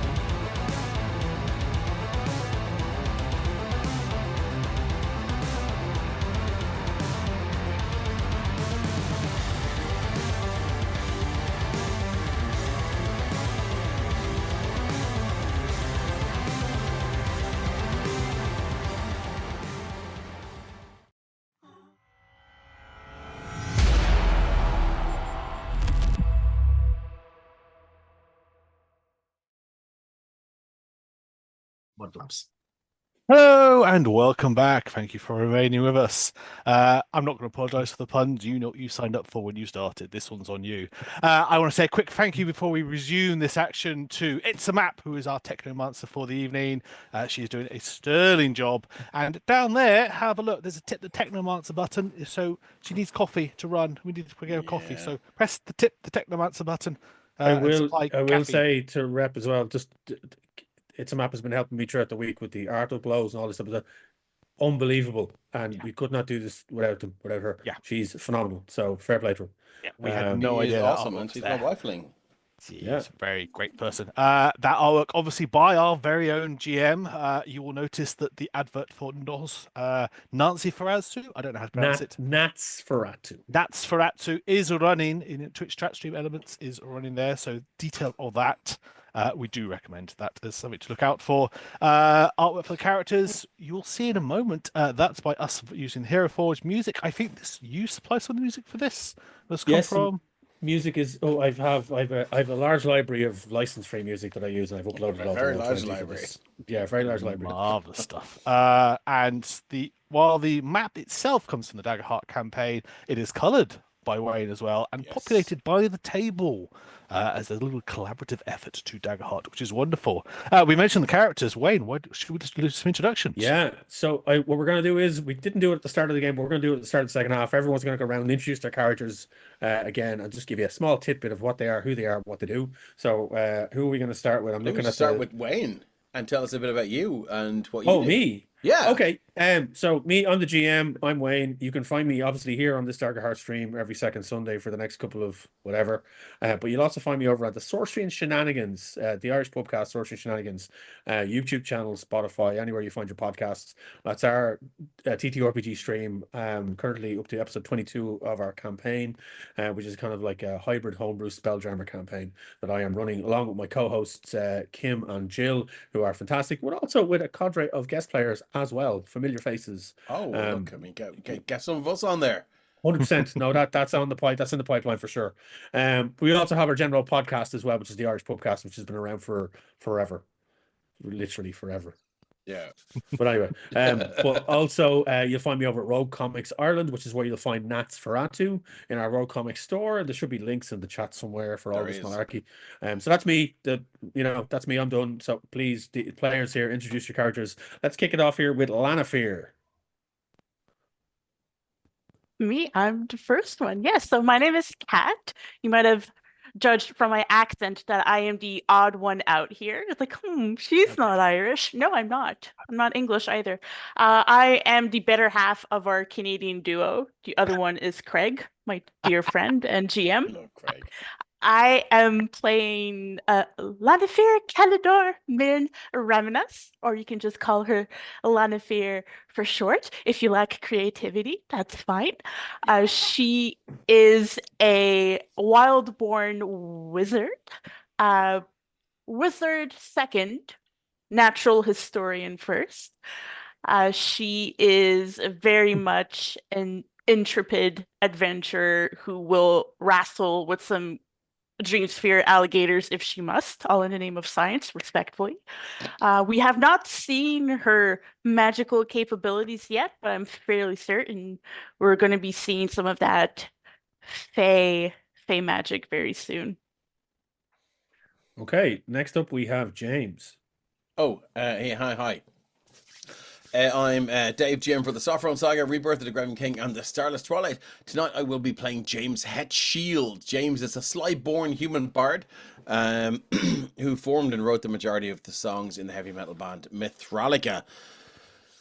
James learned to play music and develop his bardic skills by walking out to the tip of Devil's Fork in the east of Horizon's Hollow with his lute every full moon, with the Dreamsphere in sight far to the north, the light of the moon reflecting of the mysterious sphere to form a spotlight of sorts that would land in the same spot open on the first night of the full moon. Notes, songs, and lyrics and the most badass breakdowns would materialize in James's mind every time he stood in that spotlight. Mithralica was formed and quickly became a huge success within a very specific demographic. Right now, though, James is on a break from the band as he roams wherever he may roam in a world in search of inspiration for his next album. Thank you very much, James. Dog, you're up next. Well, I am Ben. I am playing another Slyborn human. Dog is our human warrior. The tank of the group. Dog was born to unknown parents and swiftly abandoned in the slums of Crater, where he was found or possibly purchased, not sure, by the criminal organization known as the Seven Circles. Raised to be gang muscle, he was trained to attack and even kill on command. However, as he grew older, Dog became disillusioned with his life and left the circle. Now, traveling with the bard James Hetfield, aforementioned, a man he had originally been sent to kill, the warrior is on a journey of redemption. But given what's just transpired, he might have to renew his Sorry, what? original contract. James didn't know that. I'm Did James sorry, know? what? You don't We're know. killing You James, don't guys. know. Did James know It this? was- Did we talk about this? I feel like James, this has to come up if this is not. I feel like James knows it. Dave may have known it many weeks ago when we were The first girls are brainstorming. fighting. Oh, okay. Garrett, So, okay, I think go, he was right. originally there was possibly debts paid, or the kind of Deaths shenanigans that or- James deaths or debt- debts. debt- Yes. Yes. shenanigans James was getting himself to, and it was he's a debt Okay, collector. cool. and Good to know. Good to know. Good. Sorry. He was Yeah, like, it's "Why been am a I- while. why It's am been a I- while. Why am I chasing this dude down to break his legs for? And he writes such badass gonna- songs. Yeah, fuck it. Hit Yeah, the road sorry. with him. Thank you very much, Dog. Next up is Ramble. Hello and welcome. Full name is Rambalayuta, but Ramble because he appreciates that people on the main island can't get their tongues around those syllables very well. He is a wild-born simian seraph from the peninsula to the northeast of this. A stereotypical, monkeyish figure, long arms, tail curling round. The bright red fur and skin is not normal for simians. Maybe indicative of some sort of divine intervention earlier on, and something to do with that disfigured jaw suggests something may have happened to him in his youth. Always a tinkerer, and investigator of sorts. It was his name who came up when Lanafir visited the peninsula ever on the whichever number of expedition she'd arrived at, and since that point, Ramble has found himself all around the islands and on the peninsulas, learning more than he ever thought he ever would, and keeping those alligators off Lanafir's back. She has no idea how many things have tried to eat her over the years. I've lost count. It's all Excellent. part of the fun. It is. You're not the one being eaten. I just. And finally, but definitely in no ways least, we have Paradox. Yeah, guys, I'm Carrig. I play Paradox. I'm also the stream GM for Arcane Adventures in Andromedus and on numerous number one shots at this stage over on the EC. That's kind of what I do. Paradox is a clank, which is a fully autonomous and sentient construct, which it was formerly a skilled hunter in service of the Cavalcade, which are a tribe of wandering folk who travel with and protect the Juk, which is a group of large beetle-like insectoids, which are responsible for fertilizing the land and who have since been slain. Stands at about 6'1" and has a shell of a deep gunmetal, and black kind of natural armoring with flecks of green and lighting and key points such as joints and receptors, which his eyes. Space, mostly an expressionist mask of dark steel. However, it's broken up with 3 deep scratches from his jaw, which connect to his mouth. So that's something him and Ramble have in common, as well as a kind of green, which is now faded mark of the cavalcade across his upper faceplate.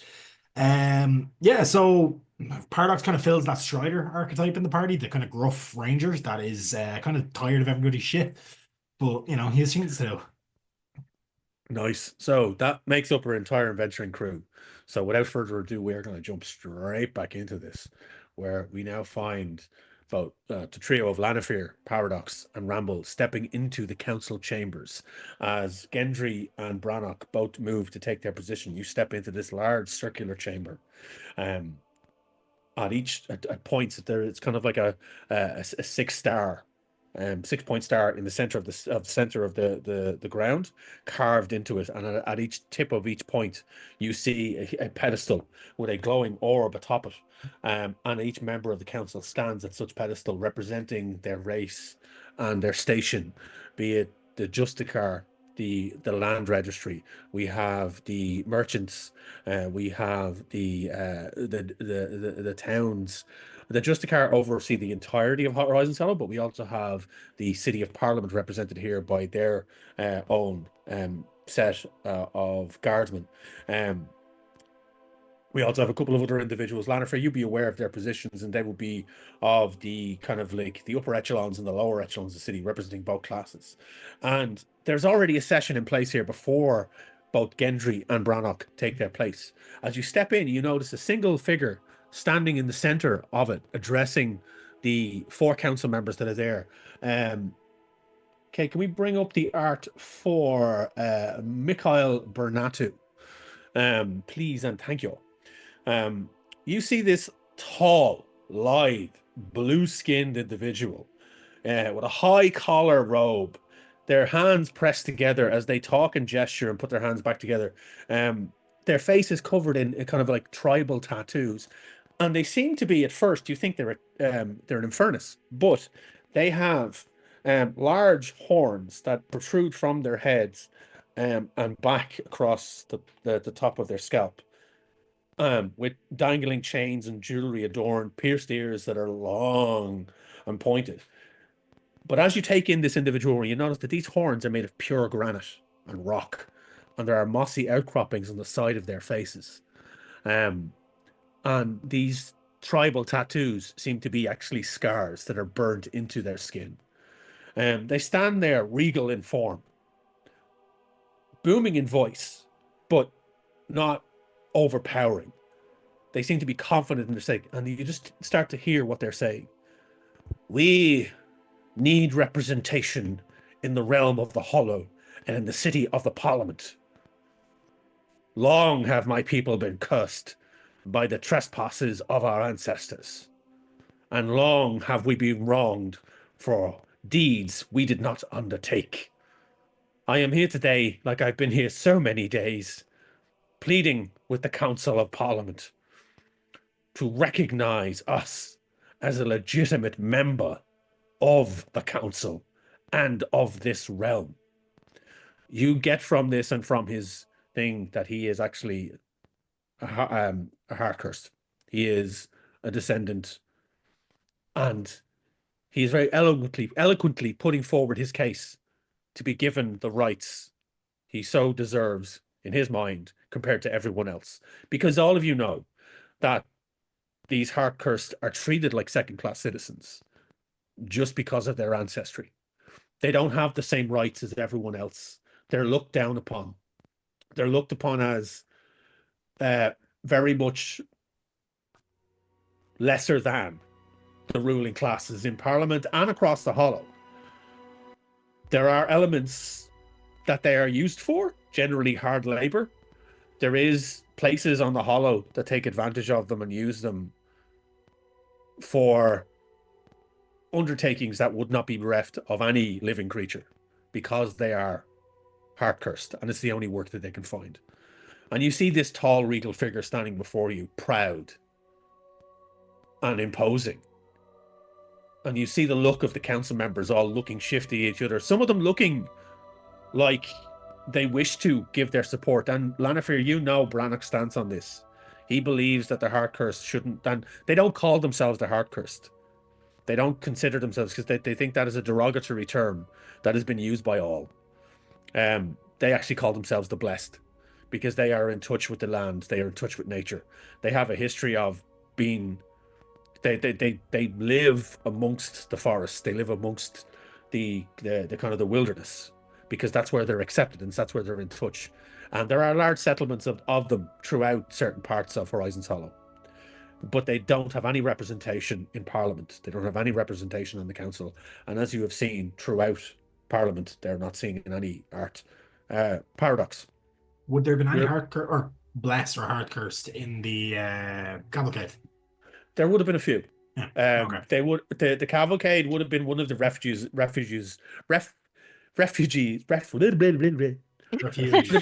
have been a refuge for the Blessed, as they call themselves. It would not have been a place where that type of thing. They were there to serve. You were there to serve the cavalcade. You were seen as equal. It was like a calling, kind of like a monkhood of sorts, but there was families and everything here. So they Just did to not cover judge you. Paradox's view on that. 100%, Yeah. 100%. And Lannifer could have their own choice on this. Lannifer doesn't necessarily have to fall in line with Brannock, but Brannock believes that they are citizens of Parliament and citizens of Horizon Hollow. But there are those on the council that do not see it that way. James. Real quick question. So, have the whole of the cavalcade been wiped out, or are there several of them? No, the whole cavalcade's The gone. whole thing's gone. Whole It's thing's one, gone. like, Okay, big cool. convoy. One thing- Paradox is the only survivor. Sorry, just wanted to be sure. Would you mentioned how this gentleman or individual has like besieged the council numerous times now. Would Lannifer recognize this? Oh yeah, blessed? you would. Actually, give me, Lannifer, give me a knowledge roll, please. Give me a recall roll, and you can use any Perfect, so that experiences way- you want here in this situation with your knowledge. I don't think any of her experiences that I've written down would be useful here. Well, I do have an experience that I've put down as natural historian, and given the blessed's like relations to the environment and the wild, I feel like Yeah. she would know, she'd be familiar with 100%. their ways. And just for everyone else, Perfect. if you want to use your experiences at any point, if you could plead your case for that experience in any kind of role situation, plead away, and it could. I mean, I'm very flexible in that situation. So Yes, give me that's 21 with hope.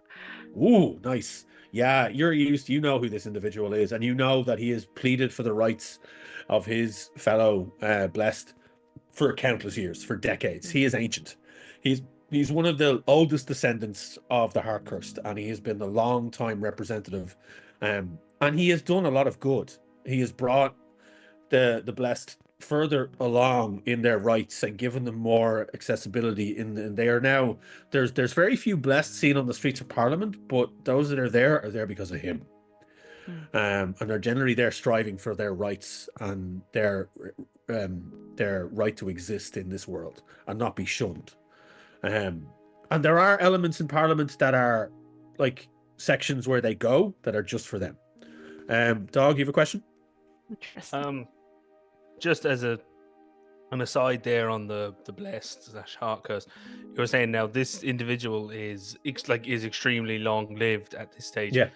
Is that particular to, I suppose, whatever kind of he is, whatever his ancestry is, besides being a heart curse or blessed, or do they all have sort of it has elongated lifespans or whatever? Well, I mean, are you asking me this as Dog? Are you asking me because Dog isn't there, so he doesn't know? But as Ben, are you asking? Oh no, me I this? just meant like, would it be like if it was general knowledge that people would know about them, you know? Yeah, but if I mean, not, it's obviously, it's basically known that there is attributes, and this is one of the reasons why they're shunned, is that sometimes they're leaning towards the arcane is more powerful because they're shunned because they're feared, because they are descendants from a cadre of mages. yeah. That's So where it could be any number of could be any number of things. particular Could be the magics. arcane, Like anyone that is heart influences. cursed, essentially they came from what were considered to be the top tier battle mages at the time. So Yeah. they have arcane abilities in their ancestral blood, and So it could can manifest as one thing as exactly. Some of them it's a X-Men curse. rules, It's a mutant exactly. rules. Yeah. Exactly. It could be just a case of like that famous the episode of the X-Men cartoon where it's like, I've no powers, I just look different. Or it could be they Yeah. have you could be dealing with like Right. you could be dealing with Jubilee, you could be dealing with Storm. You know what I Yeah. mean? Just a bit of a side kind of world building question, as if it's like 100%. if it was something just a random person on the street would Yeah. know. Yeah. Sorry. So Sorry. no, I appreciate any of the questions. So Mikhail is standing there and he's just speaking his case. And he knows. You can see it on his face, Lannifer, and Paradox and Ramble. You kind of see there is resignation here. He knows that some of this is falling on deaf ears. But he's pleading his case all the same. And he sees you all enter, and he sees Gendry, and he sees Brannock, and he nods to Brannock, and Brannock gives him a nod as well as the council step into place. And Gendry is like, and he bangs on the sphere at his pedestal. He's like, I am terribly sorry to interrupt what is a well-rehearsed and well-renowned speech at this point, Mikhail. but we have very pressing matters that we must discuss. And I must ask you to leave the council chambers. And I must ask the guards to seal the doors upon his leaving. And Mikhail kind of bows his head. Not aggressively in any way. He just bows his head solemnly and nods to certain council members and leaves. And you see the doors Does he close behind walk him. past us as he leaves? He does walk past you, yeah. Yeah, Paradox kind of gives him a like respectful head nod, kind of to say like kind of a silent acknowledgement of what he was saying before. I'm just gonna Just give John's a support. how faded is that symbol of the cavalcade on your face? It's definitely like I would if you were like right up in his face, you could make it out, but the green is Okay. like basically faded in like it's not like actual part of the paint, like the paintwork that makes up his Okay. body. It's he applies it himself usually, and he hasn't since. Okay. So I just rolled for Mikhail. I actually critted. I got a double twos. So he clocks it straight away. Nice. He sees the cavalcade and he's like, you kind of see him stop for a second, and he just gives you a bow. It's kind of a deep enough bow, noticing your markings, and gestures to you, and then leaves. Yeah. And he does kind of give a bit of a look back when he kind of gives a look back as the doors kind of like close behind him. Could I get a instinct roll or perceive roll to see what I make of that? Yeah, of Like, course. Yeah, that's +1. While that's happening, Ramble's going to go into the full bodyguard. It's mode. 17 with hope. It's a full-on acknowledgement. He spots Okay. the cavalcade symbol, the acknowledgement. There's a curiosity there, and that look back as he's standing in the doorway as it closes. There's a puzzled look on his face, and he's querying, what is he doing here? Not like like into shame or guilt in that. Nope. No? He's kind of wondering, why is he here? Yeah. It's that puzzlement across his face is what you see in general. And the doors close. Gendry again bangs the orb and he kind of clears his throat. Council members, I have distressing news. These 3 travelers, one you are familiar with, Lanafir, You a do? researcher for the land registry, a protege of Brannock himself, and her companions, Ramble and Paradox of the cavalcade. And you see murmurings kind of move through the council as the messenger from the cavalcade. It's distressing. Another Justicar has been murdered, as well as the cavalcade has been completely destroyed, and there is pandemonium, panic.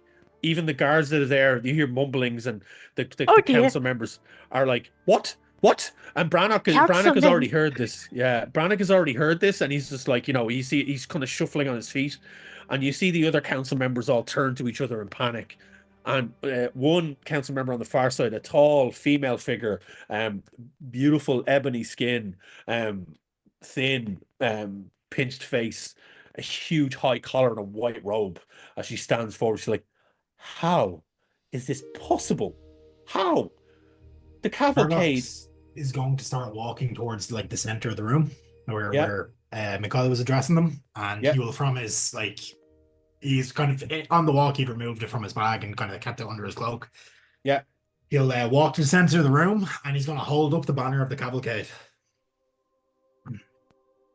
I am the last of my people, and I come here to beseech you for aid in apprehending those responsible for this heinous crime. I will explain to the best of my knowledge what has happened, but I need you to all be calm. This is not the time for panic. And the tall female figure steps forward, like, "You do realize how important the cavalcade are to our survival. As We've a been member, reminded multiple times, Councilwoman, respectfully.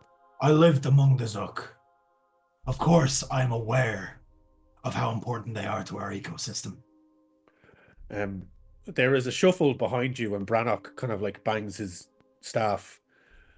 I may have a solution, but it is not a fast one. We have forever," and he kind of looks to Lanafir.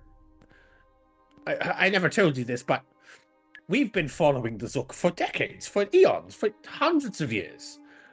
And while they come from the Dream Sphere, we've always wanted to ensure their survival. And that means being able to breed them in some way.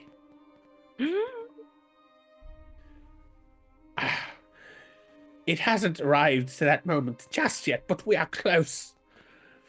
But the problem is the time span between when we can replace anything here to what has now been lost. We are talking about famine. We are talking about crops failing, lands and farmlands being desolate for a period of time that we may not be able to control. But there is one answer that I can think of. And we have all seen this report, and he gestures to the entire council. And one of the councils from the Parliament Guard, you see this adorned kind of captain or colonel of the guard. He has a golden armor standing on the far side, large pauldrons, a large kind of halberd stuck in a holder next to his podium where his orb is, as he kind of gestures and his hand goes to his like, Braddock, we have said that those are classified documents. These people have not been cleared for that knowledge. And I think now is the time. They found this. They brought this to us. They can be trusted. I vouch for Lanifair myself. And there's murmuring amongst the council. And you see Gendry kind of steps forward. I agree in this situation. I believe that we must unseal the documents from that expedition. It may give us the answer we need in this moment. We have to try. And he kind of, I think we take a vote now. Quickly. And there's in a quick succession, there's like a raise of hands go up, and it's 4-2 vote in favor. And Gendry kind of claps his hands and gestures to the guard. Fetch me the restricted files from the archive. Sections 45 to 90. You have my clearance. And the guard disappears off out of the door. Door closes behind him. And you're left in silence as the council murmur between each other. And the three of you are there, kind of like looking at each other, wondering what is going on. Yeah. And after about 10 minutes, Council of door vibes. the door opens again, and the guard rushes in with a massive kind of wooden chest with multitude of locks and seals on it. And he brings it in and plumps it down in the middle of the floor. Brannock walks over to it slowly and just shakes his staff over it. The trinkets and crystals and chains clinking as he kind of swipes, and his arcane energy flitter across, and you see sparks, and the seals all start to blow out the chest, and the chest opens, and like there's a of dust, and Brannock is like and he lifts out large, yeah, like the smoke, the prestidigitation, the swirls of dust clears away, and Brannock reaches in and takes out this large tome, and he starts scrolling through it. We sent an expedition into the Dream Sphere 20 years ago, and they returned. None have gone and traveled and returned since. To the success that these have, we retrieved one Zook infant. We require another. That Zook is now fully grown and is being cared for. We have been unable to get this Zook to reproduce using arcane methods, thinking magic would be the answer. We require a mate. Rambles already does that. Oh no.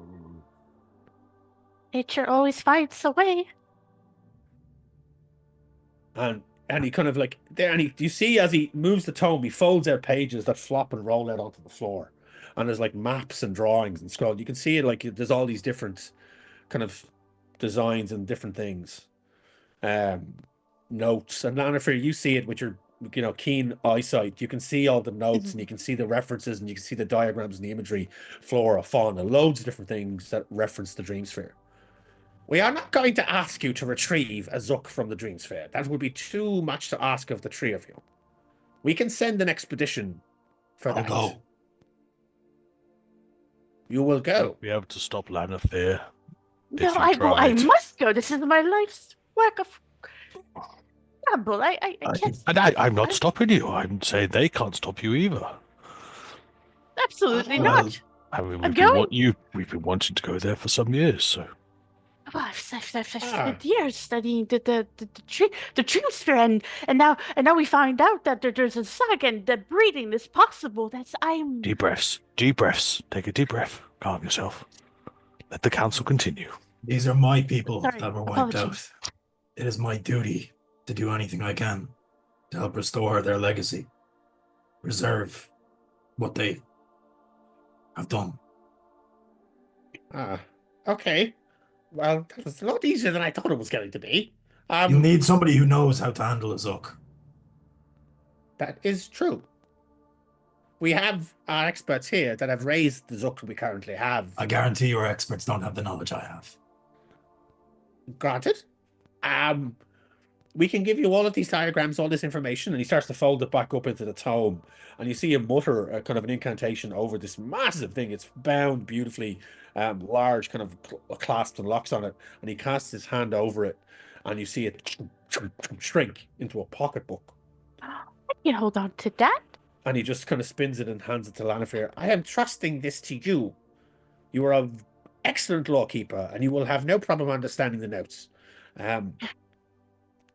I will protect it with my life if I have to.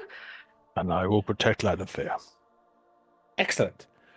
I believe that the three of you may not be up to the task yourselves. Would you require us to give you aid or additional members or to produce a larger team? Would be appreciated. Well, we do have new friends. Improved weaponry would be appreciated. I don't think those two would want to go out like this. Unless you thought there was a metal bar there. But yes, imagine the inspiration into the Zug. I feel like they would appreciate. I just have a feeling that they would appreciate. Into the Dreamsphere sounds like a good name for an album to me. Yes, but I would advise going anywhere within a 60-foot radius of the sphere itself. There are adverse effects. I'm too graphic of a description here. I won't share it, but I would highly advise against it. Yeah, yes, what Ramble said.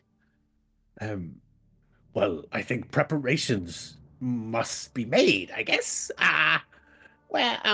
We can arrange for it, but I think we also need to have a backup as well. Yes. And Gendry also pipes up. There is also another matter of the Justicar and the assassination attempts. Yes. All of these coincidences happening all at once. This is clearly a destabilization of our power, with the attempts to maybe destroy our hold. And we have multiple suspects. Clearly, the heart cursed. The blessed. Don't use that foul term. They are people too. Yes, well, clearly they have a history with destruction. And we can't overlook there could be some involvement there. But there are also other nefarious types that would like to see our city fall. The circle can't be forgotten about. Our own captain and corporal of the guards can attest to that. Their power in the city is becoming more and more contested and rife. Crime is becoming more of a problem. Who would have control of undead creatures? That could be a numerous amount of things. Necromancy is a known magics, and is seen throughout the land. The tall female figure. Sorry. Yeah, go ahead. No, go ahead. Who would then combine necromancy with artificy? That's what we're seeing. There's kind of silence and murmurs throughout the council as you say this, and the tall female form steps forward.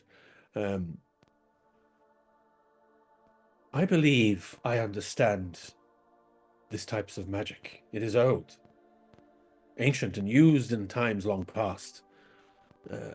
Used to raise dead armies, in fact. That doesn't bode well. Think of it. An army of people who could be controlled and cost aside.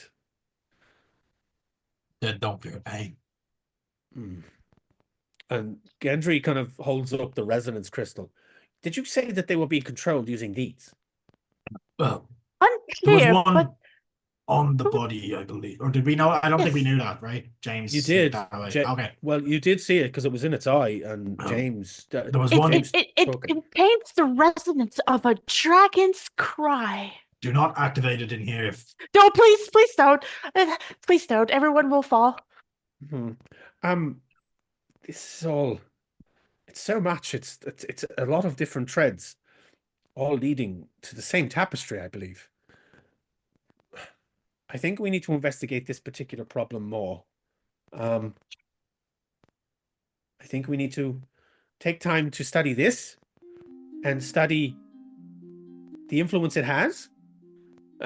We will resupply you with anything you need, and any weaponry, any armor, any magical items, any potions we can give you. The Parliament's arsenal is at your disposal, and your friends too, if they are willing to travel. And there will be payment as well. We don't just wish you to do this out of the kindness of your hearts. They will like that, I feel. If they do need seem to be be, the sellsword type. but please take care. And do look after yourselves. If we have to send another team after you, we will, but time is of the essence here. You have enough skill amongst you, Lennifer. You have the knowledge, I believe. And Brannock said, I would not send anyone else. She is fantastic in what she does. Well, it is decided, I suppose. Gendry then claps his hands again, and the guards move forward and offer to escort you. He's like, please follow these guards. They will bring you to the armory. We will send word for your friends. Where will they be found at this moment? The mosh pit, I believe they said. Yes. The moshing pit. Are you serious? Yes. Oh, quite. One of them is the front man of Mithralica, strangely enough. Mr. James Headshield. Yes. Yeah, 1 second. She will do the finger gesture. I'm doing a combined history roll. I'm going to use Brannock's stats for this. Just to see She it. has like Brannock is a three, massive metalhead secretly. Yeah. So which of these old council Brannock- members? Okay, I rolled a 17 with fear, so one I get a fear. He's a So Brannock is like, I do believe I know that young man. I've heard of his works. We've listened to his album. We've had the resonance crystals, and we do it when it's good for study. The kind of the rhythm. beating. Yes, Yes. I understand. You're traveling with him. Interesting. They did do a covers album, so. I particularly like his cover of Jolene. Fantastic rendition. Really plucks at the heartstrings. I prefer whiskey in the pot, personally. But please follow the guards. We will send word to the washing pit for your friends and bring them here. Yes, Maybe not send the guard. I don't think they'd be too receptive to that. we will send a messenger, sir. A messenger of sorts. Please, yes, but we must now deliberate as the council. We will call for you before you depart. For we have a way to send you closer from Parliament, a transportation device as such that will get you closer to Parliament, because we are not due to fly anywhere closer to the Dreamsphere. We kind of avoid that area as best we can for obvious reasons, as you know. Right. With that, the guards kind of lead you out, and you hear as the doors are closing behind you, the council chambers erupts into chaos. And with the closing of the doors, we're going to switch back to the moshing pit. For the long day. James and Dog, even. What are you doing in this moment? This is kind of literally the Silt But True has just finalized. You're still playing the chords, writing the lyrics out. I think James will just put the hand out to Dog, and he'll go, "Fuck yeah, I think I'm back. I think I'm fucking back, man." Kind of, it looks him up and down. Says, This means more gigs. This means "You're more something." more money for you. This means, you're gonna be busy as my manager, but I think we're back. Dog. Why do I have a bad feeling that I'm going to be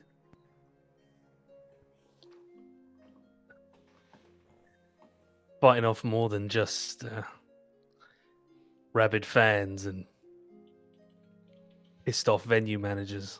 I don't know. I mean, Dog, you think this is the time to go solo? My solo project. And thinking, and just dog looks off. That Lars Unlocked guy. He looks kind of just in a direction. He doesn't know Parliament. He doesn't know that what he's actually looking at, because he's just looking at a random wall, just looking off. Doesn't know that what he's turned his head directly to the where the council chambers lay across the city, and he just says, "Oh, no. Something tells me we're putting a new band together." Yeah, I think. Well, I've got some information on where to find that artifact. Oh yeah. We came to the right place. It's down. I guess I'm gonna have to down tune. So, James, as you're sitting there with you have a lute, don't you? Yeah. It's a pretty nondescript instrument, isn't it? No, it would be the bard that got sort of vaporized. He picked up his. It's quite ornate, and it's kind of like one of the reasons that he got the skills that he got. What's the color of the wood it's made of? It's a deep mahogany. Really, it's now turning a very obvious blood red in your hands. Yeah. And just slowly but surely, you're tuning it. This is dung dung dung dung dung dung dung dung dung dung dung dung, and you're noticing that the pickups are starting to gleam silver along the neck, along the base of it. Silver or mithril? It's just, yeah, like it's just as you can, and it feels lighter and more charged in your hand. And there's some, it's the same instrument as far as you can tell, but there's just Feels a electric. shock. Easier to Yeah. get around. Yeah, it's kind of like, it's like when Bruce Springsteen did MTV Unplugged, but he brought his electric guitar anyway. But it was like it's that level of, it's kind of like, this is the same instrument, but the strings are lighter. There's more to them. I can feel the resonance, the echoing in the base of the chamber of the lute it's more bassy. There's there, and you're tuning it up and down, and you're feeling that the frets are starting to glimmer, and it's like, ooh, and it's like it's changing slowly but surely, and then you just hear in the back of your mind, I told you I could help you find where it is, didn't I, boy? Silt always comes true. And then that resonance crystal just charges ever so slightly, just in your pocket again. Dog, it's at this point I want you to give me a perceive roll. Well, I'm wondering if he. Oh, sorry, roll 20. He's just being slow. Yeah, whether he's noticed these changes. Oof, that it's 20, but with fear. Fear. Seems about right. Fear. Dog, you look up and there's a bartender is now looking at you, and he's just giving this signal as he runs his finger down the side of his face, and you recognize that as one of the many symbols of the circle. As he clocks you. Dog stands up and just kind of pushes off the table for a second. He's like, I'm gonna get a drink. You want something? Yeah, give me something hot. Give me something with fire. That's what I desire. And you Eyeballs. kind of He shuffles his way up. so Like, I'm the committing bartender's to the like, bit. yeah, 100%. Keep it going. The bartender's like, well met, my friend. Are you the representative for the shipment? The what? Says he's not gonna try to play. He says, no, just in town and just wanted to make myself known. Didn't want didn't want anybody thinking that I was stepping out of line. You know, sipping on anyone's turf. Right. Well, it's strange I'm out because I from was Crater. Crater, you say? Right. Because I was expecting one of you here today, half an hour ago, to collect the shipment. Oh, I And you're the only one that's turned up. no. Says, well, I was on. Let's call it an holiday, but hasn't really gone according to plan. So Well, you need a warm body. always. Quick job. Bit of coin. Transport the box from here across town. That's all. Simple. He's like, well, it's first time in town, and well, to be honest, Crater, and well, if there was room in the Parliament Circle or somewhere, if I could be squeezed in, I wouldn't mind relocating. So, how about you can let's call it don't need the coin. Maybe just get a job done. Word with the boss man. Yeah, it can be done. It can be done. And he kind of slides 2 shots across the bar and a napkin, and on the napkin you see it's actually a piece of parchment, but it's got instructions and a guide to where it needs to go. Box will be out back in 5 minutes. Yeah, he kind of, as he slides it back, he kind of slightly rolls the parchment kind of along and just into his palm, and then just with the ring finger pushes it up into his sleeve. And then he kind of pretends to like blow his nose on something and that's not there, and put it in his pocket. And says, right, yeah, and he just cheers. He puts coin down for the 2 shots and goes back to James. And he just gives it and then the department moves on. You sit back down with James. Drinks are put in front of you. What's that? Now, James, you can give me a perceive roll to see if you saw this. I'll do my best. And due to Can I use subterfuge, yeah, I will allow you to use one of your experiences if you wish. Because due to the nature of it, because it was an underhanded situation, I'm going to ask you to roll with disadvantage.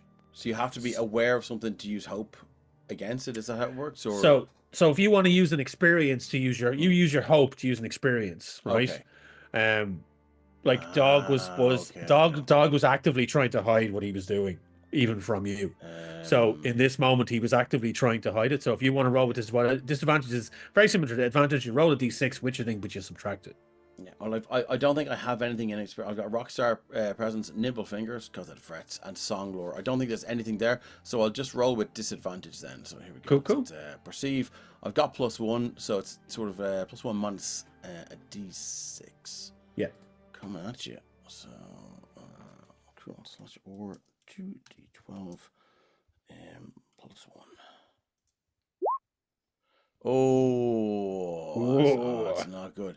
That is a 1 with fear. Is that right? Yeah. Did you roll the d6 with that as well? Oh, hold on. So roll the d6 and subtract the d6 from the 7. So can I get a minus? Yeah. One second now.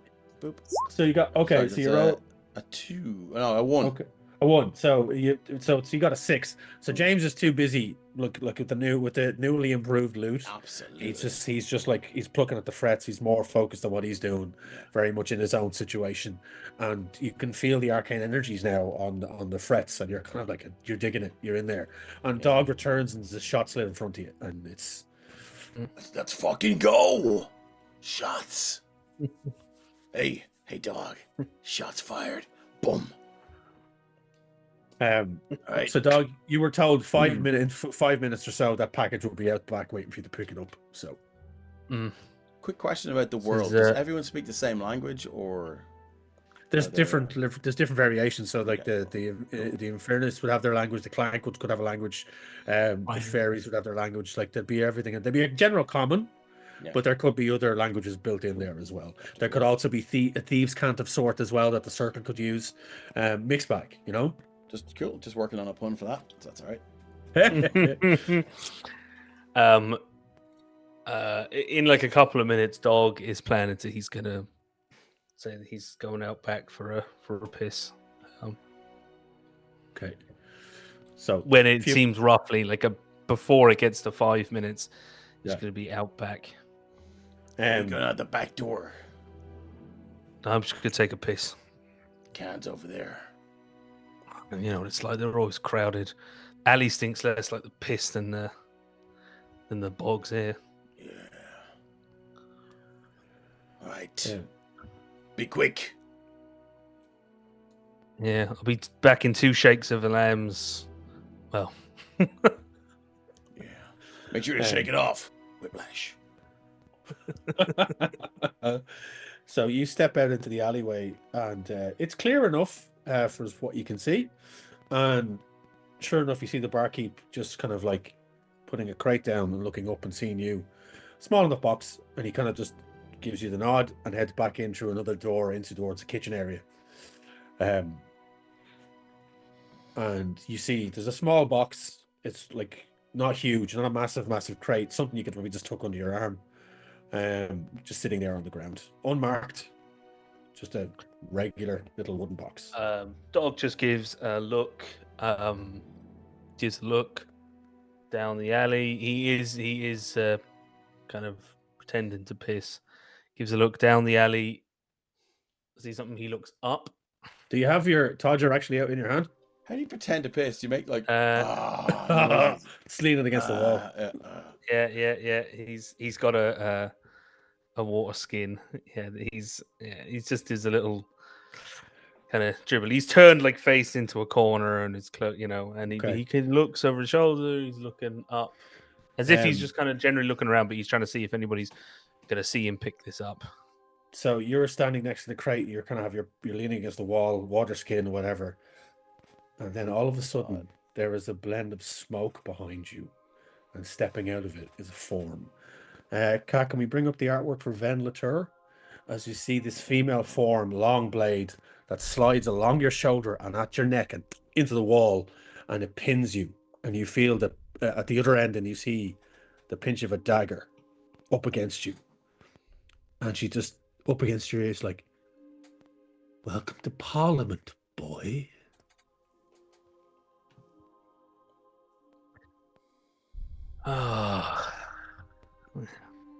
Thought that greeting was a bit too friendly. Oh, we are so happy to see you. Word reached us from your father that you were coming. We are the welcome wagon. Well,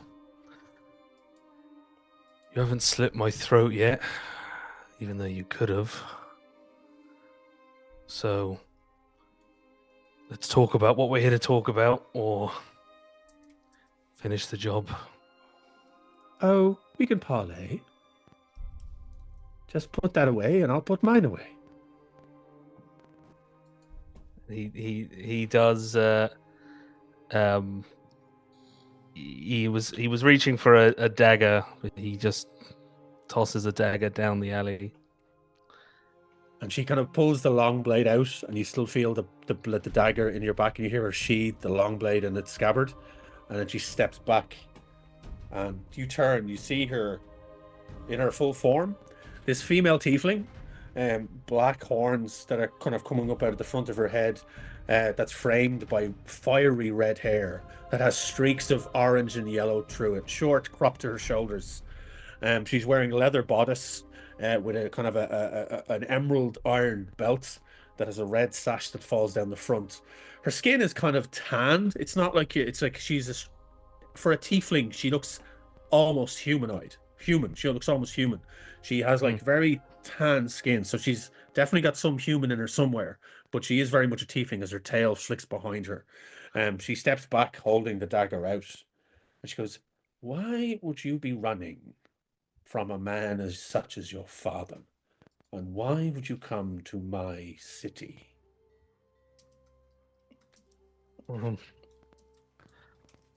Fed up. Well, as you say, man such as dear old dad, and I'm being sent to collect debts from washed up bards. I think I could be doing bigger and better things. Well, seemingly you are, because I was sent with a message. You have been summoned by the council. And I've been sent to take you there. And he's Where's your thinking, friend, the musician? oh, inside, causing a ruckus. Right, well, word of warning. My place here is secret. As far as everyone else knows, I'm a messenger for the council. A sellsword. To be trusted. They do not know I'm Circle, and they will not know you are Circle. We keep that quiet. Do you understand? Now pick up that box. You still have a job to do. Says, well, I've survived this long inside my circle and out. So, yes, I think I understand.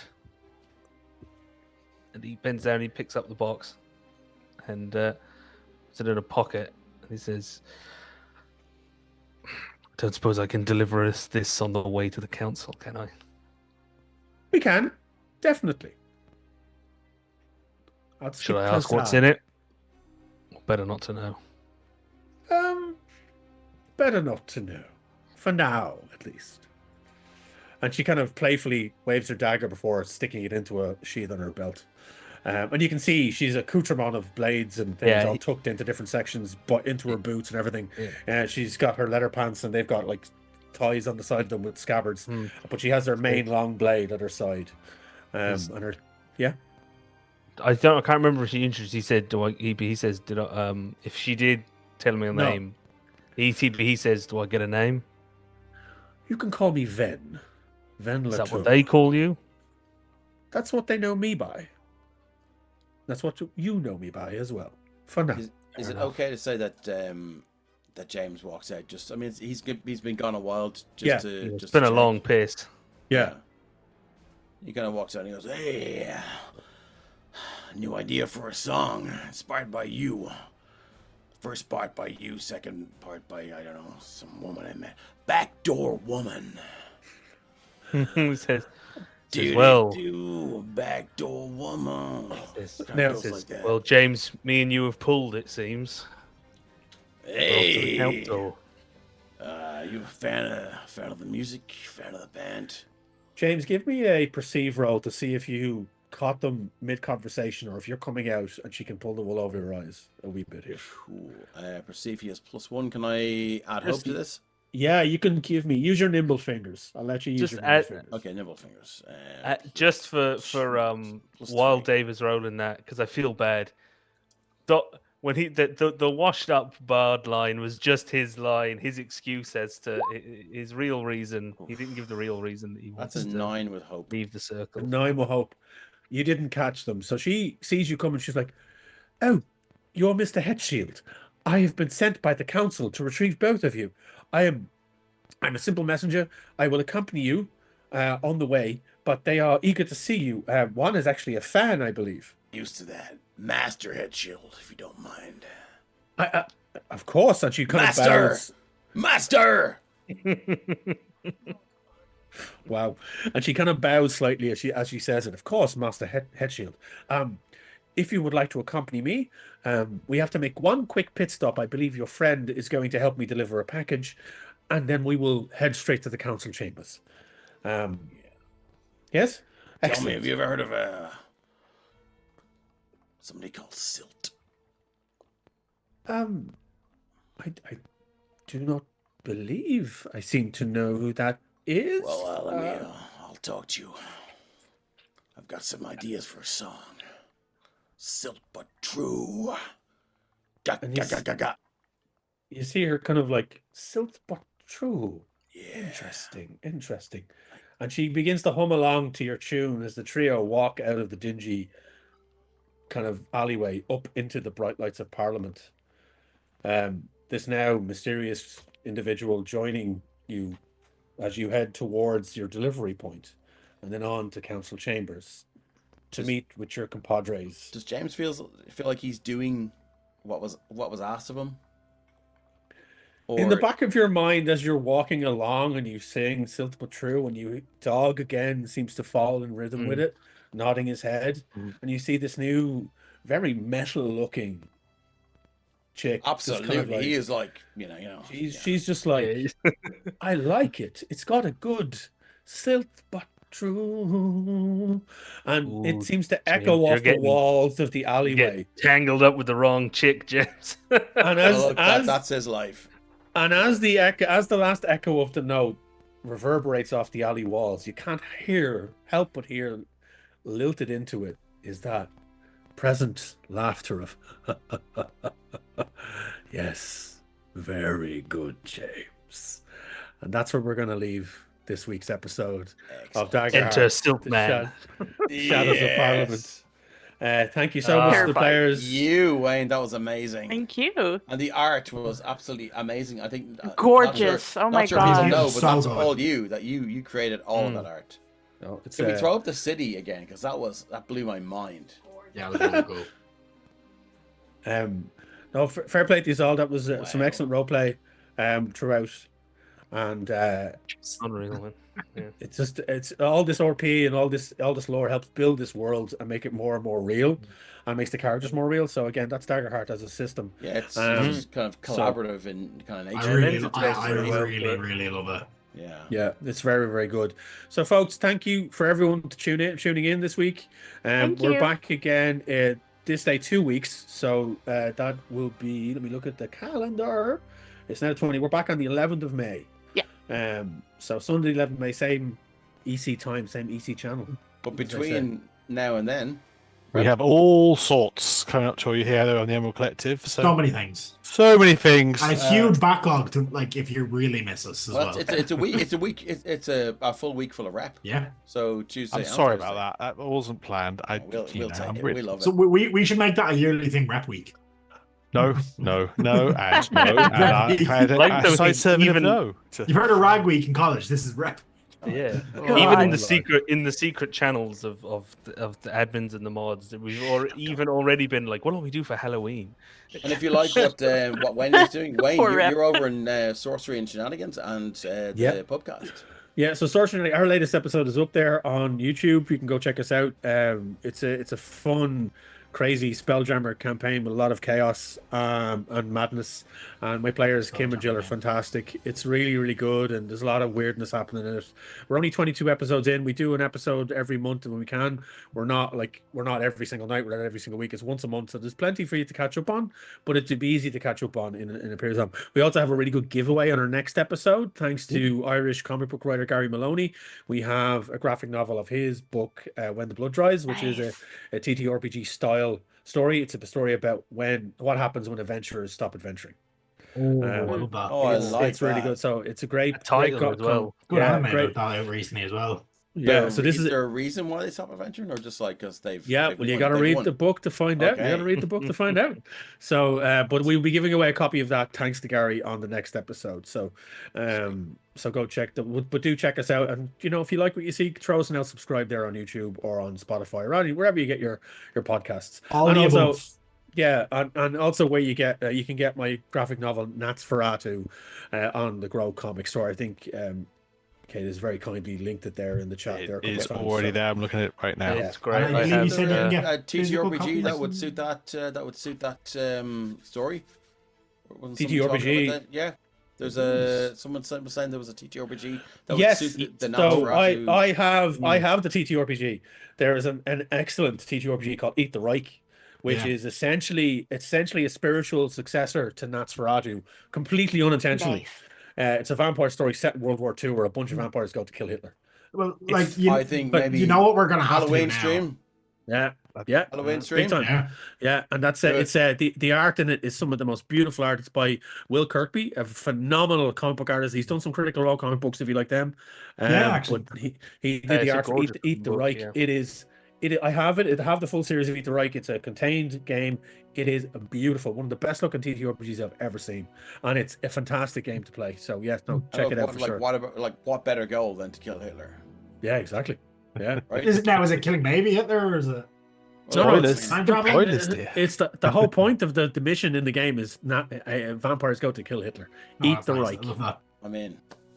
Glorious You know? Bastards with vampires. What more do you want? I will, yeah, 100%. Get two of us in Yeah. here playing Aldo and your man. Yeah, and so we'll you do it. could you could go buy and read Nosferatu and then play a game of Eat the Reich and it'd just be all encompassed Let's amazingness. do it. There you go. And if you do buy that, drop it into our Discord and tag Wayne. Let him know. Thank you. Yeah, no, that'd be great. But yeah, that's where you could find all my stuff. Yeah. Marvelous stuff. Well, thank you very much, Wayne. Again, I can't wait for 2 weeks, but we're going to have to. Too long. To those of you in chat, thank you all, as always, those of you who come all this way through. It is always a pleasure. We don't apologise for the puns. You take it on the head. Those of you coming back on Tuesday, I look forward to seeing you as we enter Eberron for the first time. And I'll see if I can, not kill off all of Carrick's party this time. Listen, it's not my actual party. It's just the players. Kill them away. I mean, it's his fifth day, he said. Anyway, we will see you all on Tuesday. Remember to get your hands up. See you on the next one. Love you all. Yeah. Bye.